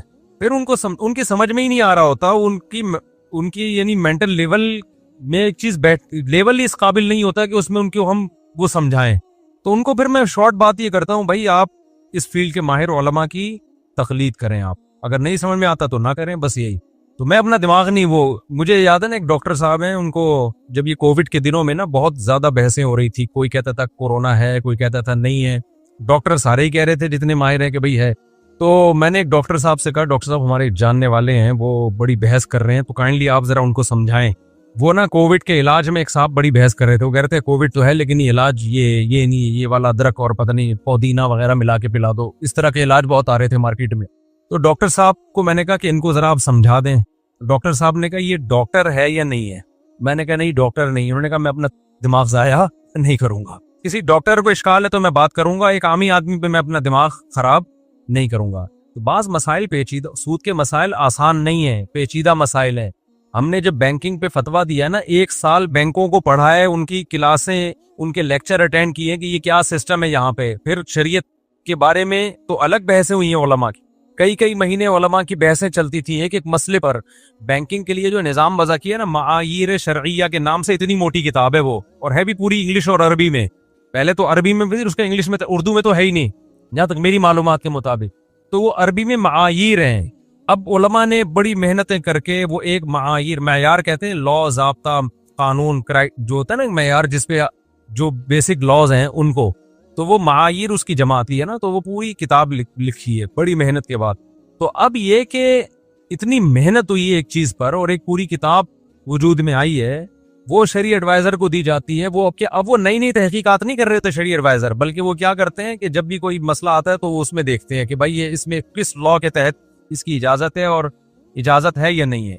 وہ بھی اب اتنا نہیں ہے کہ دوبارہ سے تحقیقات ہی کرتا رہے بیٹھ کے. اب ہر دوسرے دن کوئی نہ کوئی عامی آدمی آ رہا ہے کہ جی آپ نے بینکنگ کو کیسے حلال کر دیا، اس پہ کیا ہے. ہم بیٹھ کے اس کو سمجھاتے رہے، اس کے سمجھ میں آ نہیں رہا ہوتا. پھر وہ کہتا ہے آخر میں جب کچھ نہیں بنتا نا تو وہ کہتے ہیں کان ادھر سے پکڑو ادھر سے پکڑو، بات ایک ہی ہے. پھر ہم یہ بھی سمجھا رہے ہوتے ہیں کہ کان ادھر سے پکڑو ادھر سے ہے، لیکن ادھر سے کان ہم پکڑ رہے ہیں، اس میں پکڑ ہی نہیں رہے کان. ٹھیک ہے. تو یہ جو قرآن مجید میں اللہ کا حکم ہے نا، فَاسْأَلُوا أَهْلَ الذِّكْرِ إِن كُنتُمْ لَا تَعْلَمُونَ، تمہیں کسی مسئلے کا علم نہیں ہے تو اہل علم سے پوچھو. کیا مطلب؟ پوچھو اور جو جواب ملتا ہے اس پر عمل کرو. اس کو اندھی تقلید نہیں کہتے. اندھی تقلید اس کو کہتے ہیں کہ جس سے پوچھ رہے وہ خود ماہر عالم نہیں ہے، یا ماہر عالم تو ہے لیکن 2 نمبر آدمی ہے. آپ کو اعمال سے پتہ چل گیا کہ یہ بندہ 2 نمبر ہے، پھر بھی اس کے پیچھے چل رہے ہو، تو یہ اندھی تقلید ہے. لوگ کہتے ہیں نا بھائی تحقیق کرو تحقیق کرو. شریعت میں 2 طرح کے مسائل ہیں، کچھ اتنے واضح ہیں کہ 2 اور 2 4 کی طرح ہیں، کچھ پیچیدہ علوم ہیں. اس کے لیے آپ کو 8-10 سال مدرسوں میں پڑھنا پڑے گا، پراپر علم حاصل کرنا پڑے گا. نہیں پڑھتے تو پھر کسی پڑھے ہوئے کو فالو کرنا پڑے گا آپ کو. اس کے علاوہ آپ کے پاس کوئی آپشن نہیں ہے. یہاں اکثر لوگ کہتے ہیں یہ دین مولویوں کی اجارہ داری ہے، مولوی ٹھیکیدار بن گئے ہیں. بھائی دین میں کسی کی اجارہ داری نہیں ہے، واقعی نہیں ہے. تبھی ہم کہتے ہیں جو بھی آئے گا ہم اس کو پڑھائیں گے، لیکن پڑھے تو صحیح نا. ہم یہ تھوڑی کہہ رہے ہیں مخصوص طبقہ مدرسے میں پڑھ سکتا ہے باقی کوئی نہیں پڑھ سکتا. پھر ہم کہتے ہیں چند لوگوں نے قبضہ کر لیا ہے. اس کی مثال ایسے جیسے آپ کلینک کھول کے بیٹھ گئے، لوگوں کا علاج آپ نے شروع کر دیا، گورنمنٹ آپ کو اٹھا کے لے گئی، بھائی ڈاکٹر علاج کرے گا. آپ کو علاج پہ ڈاکٹروں کی ٹھیکیداری ہے؟ ڈاکٹر نے ٹھیکیدار کیا؟ تو گورنمنٹ کیا کہے گی؟ نہیں بھائی ڈاکٹر ٹھیکیدار نہیں ہے، میڈیکل کالج میں کوئی بھی داخلہ لے سکتا ہے، آپ چلے جائیں آپ پڑھ لیں. تو کس نے منع کیا ہے؟ اب یہ لوگ نہ مدرسوں میں جا کے پڑھتے ہیں، نہ یونیورسٹیوں میں پراپر دین کا علم حاصل کرتے ہیں، اور پھر جب جہالت میں بکواسات کرنا شروع کرتے ہیں. علماء کہتے ہیں بھائی علماء سے پوچھو تو کہتے ہیں دیکھو دین پہ ٹھیکیداری کون کس کی ہے؟ مولویوں نے ٹھیکیدار سمجھ لیا ہے. تو ٹھیکیدار ہم جب سمجھتے ہیں جب ہم کہتے ہیں مدرسے میں آپ میں تو کالج میں پڑھتا تھا، ایس ایم سائنس کالج میں 2nd ایئر میں پڑھ رہا تھا، میں کالج میں جایا کرتا تھا میں.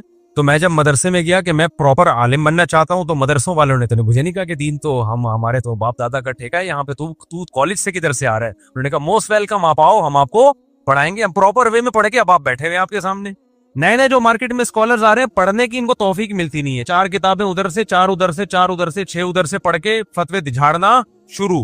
پھر جب علماء کہتے ہیں ان سے مت مسئلے پوچھو، یہ غلط گائیڈ کرتے ہیں، تو لوگ کیا کہتے ہیں دین میں کس کا ٹھیکہ آ گیا ہے، ٹھیکیدار بن گئے مولوی لوگ. ہر چیز کو پراپر وے میں آپ کو حاصل کرنا پڑے گا، اس کے بعد آپ مسائل بتانے کے اہل ہیں، اس سے پہلے آپ اہل نہیں ہیں. چھوٹی موٹی باتیں تو وہ تو دین کی سب کو ہی پتہ ہوتی ہیں.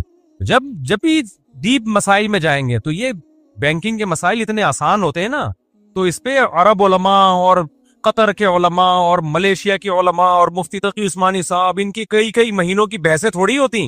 آج بینکنگ کے مسائل پہ لوگ یونیورسٹی کے پروفیسروں سے پوچھ رہے ہیں کہ سر آپ ہمیں ایکچولی بتائیے گا. ایسے اسکالر سے جن کو پتہ ہی نہیں، الف بے بھی نہیں پتا، ان سے پوچھ رہے ہیں کہ آپ کی نظر میں اسلامک بینکنگ کیا ہے. کوئی پھینک رہا ہے کہ ہاں حلال ہے، کوئی کیا پھینک رہا ہے کہ جائز نہیں. ایک صحافی ہیں، ان سے کسی نے ٹی وی میں سوال کیا یہ اسلامک بینکنگ کیا؟ کہتے ہیں یہ سب ٹوٹلی ڈرامہ ہے. ابے بھائی تو صحافی ہے، تو تجزیہ نگار ہے، تو عمران خان پہ بات کر، تو مولانا فضل الرحمان پہ بات کر، تو بھائی نواز شریف پہ بات کر، تیرا بینکنگ سے کیا تعلق ہے؟ وہ بھی کیا کہہ رہے ہیں کہ جی یہ بینکنگ، ایک بڑے مشہور صحافی ہے میں نام نہیں لوں گا، کہہ رہے نہیں میں نے بڑی کتابیں پڑھی ہیں بینکنگ پر. آپ 100 دفعہ بھی پڑھو گے نا پھر بھی فارغ رہو گے، کیونکہ بیسک نالج ہی نہیں ہے آپ کے پاس. اور بیسک نالج تو عربی میں، عربی کے تو 4 لفظ نہیں آتے آپ کو نہ فقہا کے اختلافات کا پتہ ہے، نہ ان کے دلائل کا پتہ کہ کون سے مسائل سود میں اتفاقی ہیں کون سے اختلافی ہیں، نہ حلال ہیلوں کا پتہ نہ حرام ہیلوں کا پتہ. سود میں کچھ ہیلے ایسے ہیں وہ اختیار کرو گے سود سے بچت ہو جائے گی، کچھ ہیلے ایسے ہیں کہ وہ سود میں اور پڑ جاؤ گے آپ. مثال کے طور پر حضرت بلال رضی اللہ تعالیٰ عنہ کا مشہور واقعہ ہے نا، اور انہوں نے کھجور، پرانی کھجور نئی کھجور کے بدلے میں خریدی، یا نئی کھجور پرانی کے بدلے میں. وہ واقعہ کیا تھا؟ میرے طالب علم بیٹھے ہوئے جہاں میں ہمارے شاگرد نہیں ماشاءاللہ بھائی، حضرت بلال کا وہ واقعہ ہے نا. اب حضرت بلال نے کیا کیا تھا کہ تازہ کھجوریں بیچی یا یعنی پرانی کھجوریں زیادہ لے لیں یا برعکس کیا؟ ایسا ہی کیا تھا. تو وہ جو مجھے یہ پتا ہے کیا کیا تھا, مجھے یہ بتا دیں خالی کہ پرانی کھجوریں بیچ کے تازہ لی تھی یا تازہ بیچ کے پرانی لی تھی. اچھی کھجوریں, یہ بیٹھے ہوئے, ہاں یہ ہو گیا, یہ بھی بینکنگ میں ہوتے ہیں میرے شاگرد ہیں, یہ بھی وزیرستان کے ہیں. اب ہم نے جامعہ میں ان کو بھی پڑھایا ہے, تو اگر ٹھیکیداری ہوتی تو ہم کہتے نہیں کراچی والا پڑھے گا, وزیرستان والا نہیں پڑھے گا, اور کالج والا نہیں پڑھے گا, جس کا بابا مولانا ہوگا اسی کا بچہ پڑھے گا. تو مدارس کے سینے تو بہت کھلے ہوئے ہیں بھائی, بہت کھلے ہوئے سینے ہیں, سب کو مدرسے کہتے ہیں آ جاؤ. اور اگر مدرسوں میں منجن بک رہا ہوتا نا تو پھر پتہ ہے کیا ہوتا ہے, جو بھی آتے ایک سال میں اندازہ ہو جاتا کہ یہاں کیا بک رہا ہے, منجن. لیکن جو آتا ہے 8 سال پورے کر کے نکلتا ہے, اس کو پہلے سال یہ اندازہ ہو جاتا ہے یہاں منجن نہیں بک رہا. اب یونیورسٹی میں جب تم جاؤ گے تمہیں پتہ ہے 4 سال کے بعد ڈگری ملے گی, ٹھیک ٹھاک ویلیو ہے اس ڈگری کی. تو لیے غلط علم بھی دیں صحیح علم بھی دیں, ڈگری تو کام کی ہے نا, جاب اچھی ملے گی. مدرسے میں آنے کے بعد آپ کو پتا ہے جو ڈگری ملے گی اس کی 2 ٹکے کی ویلیو نہیں ہے. تو وہاں تو علم ملے گا تو آپ پڑھو گے, ورنہ نہیں پڑھو گے. پھر بھی وہاں اکثریت پڑھ رہی ہوتی ہے, اس کا مطلب منجن نہیں بک رہا, کچھ پڑھایا جا رہا ہے, نالج آ رہی ہے. میں نے بھی جامعہ رشید میں کلیت الشریعہ کی میرے طلبہ ہیں نا, جو کچھ ڈاکٹر ہیں, کچھ پی ایچ ڈی کر کے آئے ہیں, بیچلر سے کم تو کوئی ہے ہی نہیں. 1 سال پڑھا نا جب انہوں نے, ہمارے شاگرد ہیں, میں نے ان سے کہا آپ بتاؤ یہاں یہ جو مولوی لوگوں کا مدرسہ ہے جامعہ رشید یا دارالعلوم کرنگی, اب آپ کا کیا خیال ہے, یہاں منجن بکتا ہے, الو بناتے ہیں مولوی لوگ؟ کہہ رہے نہیں. میں نے کہا الو بناتے ہوتے تو بھاگ جاتے ہیں نا آپ, تو اگلے سال پڑھنے کے ارادے, کہہ رہے 100% ارادہ ہے بھائی. تو آپ کہہ سکتے ہو مولویوں نے مولویوں کے بچوں کو بیوقوف بنا دیا, ڈاکٹروں کو بھی بیوقوف بنا دیا ہم نے کیا؟ یعنی ہم وہاں اگر دیوبندیت پڑھا رہے ہوتے, لوگ کہتے ہیں مدرسوں میں دیوبندیت پڑھائی جاتی ہے, اسلام نہیں پڑھایا جاتا. او بھائی دیوبندیت پڑھا کے آپ 4 آدمیوں کو بیوقوف بنا سکتے ہو, 4000 4 لاکھ افراد کو بیوقوف نہیں بنا سکتے. اس کا مطلب ہے کہ علماء دیوبند اگرچہ مدرسے پڑھا رہے ہیں, پڑھا دیوبندیت نہیں رہے ہیں, پڑھا اسلام رہے ہیں, تبھی لوگ ٹکے ہوئے ہیں مدرسوں میں, اور پوری ایڑی چوٹی کا زور لگا لیا مدارس کے خلاف, پھر بھی پھل پھول ہی رہے ہیں. دارالعلوم کرنگی جا کے دیکھ لو, تمہارے ہوش اڑ جائیں گے. تم نے کوئی یونیورسٹی ایسے نہیں دیکھی ہوگی جیسا دارالعلوم کرنگی ہے. منجن بکرا ہوتا ہے نا, ہاں, تو اتنی بڑی تعداد میں 8 9 سال کے لیے طلبہ اپنی جوانی وہاں وقف نہیں کرتے. بنوری ٹاؤن میں چلے جاؤ, بنوری ٹاؤن میں تو اب باہر کے طلبہ کم آ رہے ہیں کیونکہ مشرف نے پابندی لگا دی, ورنہ ملیشیا, انڈونیشیا اور تھائی لینڈ, کون سے افریقہ, میں خود ملا ہوں بنوری ٹاؤن میں, بڑے یعنی پوری دنیا سے لوگ آ رہے تھے علم حاصل کرنے کے لیے. اگر ان مدرسوں میں منجن بکرا ہوتا تو وہ منجن ملیشیا والوں کو بھی آپ نے الو بنا دیا, افریقہ والوں کو بھی الو بنا دیا. اس کا مطلب جو مدرسوں کے خلاف بول رہا ہے نا, وہ خلاف بول کے اپنی پڑیا اور منجن بیچ رہا ہے. مدارس منجن نہیں بیچ رہے, اسلام پڑھا رہے ہیں. ابے نہیں آئے گی سمجھ میں تم لوگوں کے, نہیں تو ایسی بے وقوفوں کے پیچھے پڑے رہو, پھر جا کے علماء کو چھوڑ دو تو گمراہ ہو جاؤ گے. حدیث میں آتا ہے, بخاری مسلم کی حدیث ہے کہ قرب قیامت میں اللہ علماء کو اٹھائے گا, لوگ جاہلوں کو مقتدا اور رہبر بنائیں گے. باقی وہ بات میں بار بار کرتا رہتا ہوں کہ بھئی پھر علماء میں 2 نمبر بھی تو ہیں, تو وہ تو ہر فیلڈ میں ہی 2 نمبر بھی ہوتے ہیں, تو آپ 2 نمبر کو نہیں, آپ 1 نمبر کے پاس جاؤ نا. لیکن آنا مسائل کا علم علماء ہی سکھائیں گے آپ کو. یہ نہیں ہو سکتا کہ مولویوں میں 2 نمبر بھی ہیں اور کیلے, وہ جو چھوڑو, وہ کسی کا نام نہیں لیتا, عجیب ٹائپ کی چیزیں مارکیٹ میں آ رہی ہیں نا.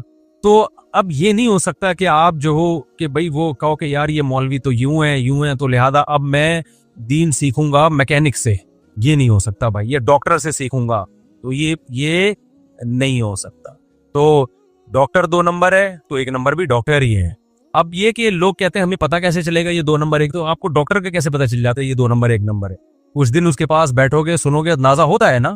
تو اسی طرح علماء کا تو اور آسانی سے اندازہ ہو جاتا ہے, کیونکہ میڈیکل سائنس اتنا ضروری نہیں ہے جتنا دین ضروری ہے. تو اللہ نے دین کے جو ماہرین رکھے ہیں نا دنیا میں, تھوڑے وقت ان کے پاس بیٹھ کے اندازہ ہو جاتا ہے. تو کسی بھی غیر عالم سے جب آپ مسائل پوچھتے ہو یا اس کو مقتدا اور رہبر بناتے ہو تو خوب سمجھ لو, ضلوا واضلوا, بخاری مسلم کے الفاظ ہیں, پیغمبر کی حدیث ہے, خود بھی گمراہ ہوگا تمہیں بھی گمراہ کرے گا. تو دین علماء سی. اور بعض اشکالات ایسے ہوتے ہیں جس کا آپ کو جواب سمجھ میں نہیں آ رہا ہوتا, تو اس میں آپ اپنے عقل کو کہو کہ یار ہمارا مینٹل لیول نہیں, ہماری عقل اتنی ہے. اس میں یہ نہیں کہ آپ کہو کہ یہ علماء ایسی باتیں کرتے ہیں ہماری سمجھ میں نہیں آ رہی. آپ کو اس لیول کا علم نہیں ہے. بہت سی باتیں ڈاکٹروں کی بھی ہماری سمجھ میں نہیں آتی, ٹیکا پھر بھی اسی سے جا کے ٹھکوا رہے ہوتے ہیں ہم, ٹھیک ہے نا, کہ یار نہیں آ رہی لیکن یہ پڑھا لکھا ہے. تو میں نہیں کہہ رہا اندھی تقلید ہر ایک کی شروع کر دو, پہلے یہ تو ہو نا کہ یہ صحیح عالم ہے یا نہیں ہے, اس کے بعد. اور دوسری بار ایک بات میں کہتا ہوں, اس زمانے میں کوئی عالم آپ کو 4 اماموں سے اگر ہٹا رہا ہے تو نیا فرقہ کھڑا کر رہا ہے. وہ समझ रहे हो, नया फिरका खड़ा कर रहा है वो कोई भी आलिम, क्योंकि ये दीन नया नहीं आया, ये बहुत पुराना है और चारों इमामों ने इसकी तदवीन भी कर दी, इसको मुरतब भी कर दिया, सही गलत को निकाल भी दिया और सही को दलाइल के जोर पे जो है ना मसाइल लिख ली है। अब अगर कोई पांचवा फिरका लाने की कोशिश कर रहा है या चारों को मिला के एक बनाने की कोशिश कर रहा है तो एक बनाने में कभी कामयाब नहीं होगा। वो लेबल बहुत अच्छे लगा रहा है, समझ लो कि वो नया मंजन मार्केट में ला रहा है, वो मंजन बेच रहा है। सदियों से इसी में से किसी एक को फॉलो करना पड़ेगा और उन्हीं उलमा को फॉलो करना पड़ेगा जो इसी रास्ते पे ला रहे हैं लोग। अभी एक किसी ने मुझे क्लिप भेजा, किसी ने सवाल किया कि अच्छा जी ये इसकी क्या दलील है कि आपने जो है वो इमाम अबू हनीफा को फॉलो करना है, इमाम शाफी, उसकी क्या दलील है? अगले ने जवाब दिया कोई दलील नहीं है, ये मौलवियों की बनाई हुई बातें हैं। कुछ नारे बड़े अट्रैक्टिव होते हैं, अगर हम लोगों को आजाद छोड़ दें।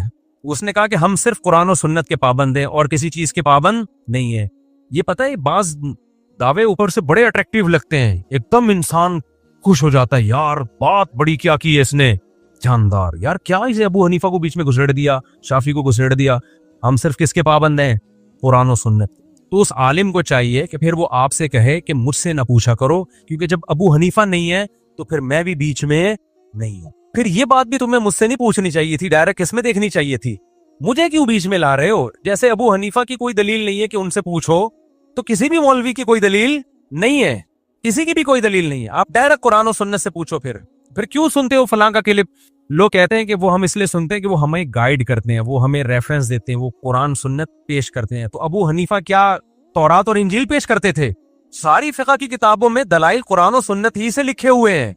इमाम शाफी के उनकी शरहुल मुहज़्ज़ब जो अल्लामा नबवी ने लिखी है, जिसमें इमाम शाफी का फिक़ह इतनी मोटी क्यों है, वो इतनी जिल्दों में कुरान और सुन्नत से मुज़य्यन है। फिक़ह हंबली उठा के देखो, कुरान और सबके दलाइल मिलेंगे, फिक़ह हनफी में सारे दलाइल मिलेंगे। बात ये होती है कि ये कहते हैं कि जिसको मैं दलील कहूं ना तुम्हें उसको मानना पड़ेगा, जिसको अबू हनीफा दलील कहें उसको तुम्हें मानने की इजाजत नहीं है। जिस हदीस को मैं सही कहूं वो सही है, बाकी सारे घास खा रहे थे। जिस हदीस का जो मैं मतलब बयान करूंगा वो मतलब है, अबू हनीफा ने जो मतलब बयान किया वो खोपड़ी में, तो ये अबू हनीफा से हटा के कुरान और सुन्नत में नहीं लाना होता। मकसद इनका ये होता है कि कुरान और सुन्नत की जो 1400 साल से तशरीह हो रही है ना, वो लोग घास खा रहे थे। तशरीह मैं करूंगा कुरान और सुन्नत की क्या है, तो आप बोले काइंडली आप अपनी तशरीह साइड पे रखें, जो असलाफ से तशरीह चली आ रही है ना, काइंडली आप हमें वही बताएं। एक औरत किसी आलिम के पास गई, अफ्रीका में फिक़ह मालिकी है ना, तो किसी आलिम के पास गई और कहने लगी कि मुझे ये मसला बताएं। उन्होंने कहा कि कुरान और सुन्नत से बताऊं या इमाम मालिक का कौल बताऊं? उसने कहा इमाम मालिक का कौल बता दें आप, वो कुरान और सुन्नत आपसे ज्यादा समझते थे, क्योंकि आप जब इस्तिहाद करोगे ना उसमें गलती का इम्कान ज्यादा है, इसलिए इमाम मालिक काइंडली इमाम मालिक का कौल। वो औरत बड़ी ज़हीन थी। आजकल के स्कॉलर्स यही कर रहे हैं, आपको मुज्तहिदीन से कटा के करके आ रहे हैं, फिर अपनी राय मुसल्लत करते हैं, और आप एक दफा मुज्तहिदीन से कट गए ना, फिर कुरान और सुन्नत के नाम पे मंजन बेचने से ज्यादा आसान काम दुनिया में कोई नहीं है। हर आदमी उल्लू बनाने की मशीन बना हुआ है। आज असर के बाद मुलाकात के लिए कुछ लोग आए, उन्होंने कहा गामदी साहब कहते हैं कि जी वो कुरान और सुन्नत से दलाई भी देते हैं कि नबी के दौर में मुगन्निया थी, गाने वाली थी, और गिना गाने को बोलते हैं, हदीस में ये आता है, तो नबी सल्लल्लाहु अलैहि वसल्लम ये गाना बिल्कुल जायज़ है, लिहाजा ये मौसीकी हलाल और गाना हलाल। तो मुफ्ती साहब क्या दलील है कुरान और सुन्नत से? मैंने कहा आप गामदी साहब तक मेरा पैगाम पहुंचा दें, हम तो मुज्तहिदीन की अक़वाल नकल करते हैं और उम्मत का इजमा कि वहाँ मुगन्निया से मुराद गाना गाने वाली नहीं है। शेर व शायरी को तरन्नुम से पढ़ना भी गिना कहलाता है। कोई भी चीज़ तरन्नुम से, अच्छी आवाज़ से पढ़ना भी गिना का हमेशा गाना मतलब करना ही ठीक नहीं है। नबी सल्लल्लाहु अलैहि वसल्लम ने फरमाया मल्लम यतगन्ना बिल कुरानी लैसा मिन्ना, जो कुरान में तगन्नी नहीं करता, गिना नहीं करता, वो हम में से नहीं है। तो क्या कुरान गाना गा के पढ़ेंगे, हम गुनगुनाएंगे क्या मतलब? खूबसूरत आवाज से जो कुरान नहीं पढ़ता वो, तो खूबसूरत आवाज को, तरन्नुम से, शायरी को भी क्या कहा जाता है? तो मैंने कहा अगर उनकी समझ में नहीं आया तो फिर उनसे कहें कि फिर आप मुझे ये बताएं, कोई भी स्कॉलर कहता है ना गाना गाना और मौसीकी, तो उसकी हुदूद क्या है? अगर कोई माइकल जैक्सन का डांस सुनता है, देखता है और गाना सुनता है तो हलाल है या हराम? मैंने कहा ये सारे स्कॉलर्स यहाँ के क्या हो जाएंगे, अगर ये हलाल कहते हैं ना तो लोग पकड़ के कूट देंगे इनको। अबे माइकल जैक्सन को भी सुनना जायज हो गया, उसकी मौसीकी भी। अगर कहते हैं हराम है तो फिर हराम होने की कुरान और सुन्नत से दलील बताओ। कोई कुरान, वो बार बार कह रहे थे कुरान में दिखाएं गाना कहाँ हराम है, कुरान में दिखाएं गाना मौसीकी कहाँ हराम है, कुरान में दिखाएं। मैंने कहा कुरान में दिखाओ माइकल जैक्सन या उस जैसे डांसर का गाना सुनना और उसका डांस देखना हराम है, قرآن و حدیث میں دکھاؤ. میرے پاس تو کوئی ایسی قرآن و حدیث میں دلیل نہیں ہے. ہم تو اجماع امت کو فالو کر رہے ہیں کہ نبی کے زمانے میں کوئی مشہور کہیں بھی نہیں تھی یہ چیزیں. آپ دکھا دو. تو آپ بتاؤ کہ مائیکل جیکسن یا اس جیسی کوئی بھی شخصیت ہمارے ملک میں آتی ہے اور وہ اسی طرح سے اسٹائل میں تھرکتا ہے اور اسی طرح سے گاتا ہے اور وہی موسیقی کی دھنوں پہ لوگ تھرکتے ہیں, اس کے ناجائز ہونے کی قرآن و سنت سے کوئی دلیل بولو نا, بتائیں. تو نہیں بتا سکتے تو پھر آپ کیوں حرام کہتے ہو؟ اس گانے کو حرام کہہ رہے ہیں جس کو علماء حلال کہتے ہیں. سوری, اس گانے کو حرام کہتے ہیں جس کو علماء حلال. تو ان کو تکلیف صرف مولویوں سے ہے, ورنہ گانے کی بہت ساری قسمیں ایسی بھی ہیں کہ جن کو یہ خود بھی حرام کہیں گے. تو بھائی اس کے حرام ہونے کی جو آپ کے پاس دلیل ہے نا, تو ہمارے پاس اس سے نیچے والے گانے کے حرام ہونے کی وہی دلیل ہے. نہیں آئی بات؟ سمجھ میں آ رہی ہے بات؟ تو اس لیے ان چکروں میں پڑھنے کے بجائے نا علماء کو فالو کرو جو صدیوں, اور ان علماء کو جو آپ کو ان مجتہدین سے کٹاتے نہیں ہیں, کیونکہ وہ خود بھی اس کے پابند ہیں. کل کسی نے مجھ سے مسئلہ پوچھا کہ بھئی یوتھ کلب والوں کو آپ کیسا سمجھتے ہیں؟ میں نے کہا بہت اچھا کام کر رہے ہیں ماشاءاللہ. انہوں نے کہا نہیں, وہ ان سے کسی نے مسئلہ پوچھا ہے. اب پتہ نہیں ان سے پوچھا بھی ہے کہ نہیں پوچھا, لوگ غلط خبریں بھی پھیلا دیتے ہیں. لیکن بالفرض پوچھا بھی ہو یا جواب بھی دیا ہو, میں فرضی ایک مثال دے رہا ہوں, ہو سکتا ہے نہ ہو, کیونکہ جب تک پوری تحقیق نہ ہو کسی کی طرف کوئی بات منسوب نہیں کی جائے. تو یوتھ کلب والوں کو تو میں بھی بڑا سپورٹ کرتا ہوں, بہت اچھا کام کر رہے ہیں. انہوں نے کہا وہ نماز جو سکھا رہے ہیں لڑکیوں کو, وہ کہتے ہیں مرد اور عورت کی نماز میں کوئی فرق نہیں ہے, کوئی حدیث اس بارے میں نہیں ہے. تو میں نے کہا دیکھیں یوتھ کلب والے بڑا اچھا کام کر رہے ہیں, یہ فروئی مسائل کی وجہ سے کسی کو برا کہنا تو ٹھیک نہیں ہے. یہ چھوٹی نماز تو پڑھوا رہے ہیں نا. تو کہتے ہیں پھر آپ کی کے پاس کیا دلیل ہے؟ میں نے کہا یوتھ کلب والوں سے پھر میری پیغام پہنچا دیں, میرے سے بھی رابطے میں ہیں اور بڑے اچھی طرح, لیکن میں بحث کرنا نہیں چاہتا کسی سے ان مسئلوں میں. ایسا نہ ہو میرا یوتھ کلب والوں سے عورتوں کی نماز پہ مناظرہ شروع ہو جائے. تو میں نہیں چاہتا میری صلاحیت ادھر استعمال ہو اور ان کی صلاحیت میرے خلاف استعمال ہو. جو کام وہ پازیٹیو کر رہے ہیں ان کو کرنے دو, جو ہم کر رہے ہیں ہمیں کرنے دو. لیکن جو عام آدمی مجھ سے مسئلہ پوچھنے آئے گا تو میں اس کو دلیل دے دیتا ہوں. میں کہتا ہوں بھائی اگر وہ آپ کو یہ دلیل دے رہے ہیں کہ عورت مرد کی نماز میں فرق کیا ہے, تو آپ بتاؤ کہ بھی علماء سے ہم نے یہی سنا ہے. وہ علماء جو مجتہدین کو فالو کرتے ہیں, جو اپنی رائے پیش کر رہے ہیں, ان کی بات میں نہیں کر رہا. جو مجتہدین کو فالو کر رہے ہیں صدیوں سے, وہ یہ کہتے ہیں عورت سمٹ کے نماز پڑھے گی, تو ہم ان علماء کے فتوے کو فالو کریں گے. رہا مسئلہ دلیل کا, تو ان سے کہیں بھائی اس کی کیا دلیل ہے؟ اگر آپ کہتے ہو کہ عورت سمٹ کے نماز پڑھے گی, اس پر کوئی حدیث نہیں ہے, بار بار میں سوال اٹھاتا ہوں, اب تک کوئی جواب کسی نے نہیں دیا. اس کی کیا دلیل ہے کہ عورت صفا مروہ میں چلے گی, دوڑے گی نہیں؟ کہیں بھی حدیث میں نہیں ملتا کہ عورت چلے گی, بلکہ حدیث میں تو یہ ملتا ہے, جیسے حدیث میں ملتا ہے جیسے میں نے نماز پڑھی ایسے پڑھو. تو ہمارے اہل حدیث کیا کہتے ہیں؟ بھائی نبی نے تو سمٹ کے نہیں پڑھی ہے, تو عورتیں بھی سمٹ کے نہیں پڑھیں گی. تو بھائی اسی طرح حدیث میں آتا ہے خذوا عنی مناسککم, صحیح حدیث ہے, جیسے میں نے حج کیا ایسے حج کرو. تو نبی تو صفا مروہ میں دوڑے ہیں, تو عورتیں کیوں نہیں دوڑ رہی ہیں؟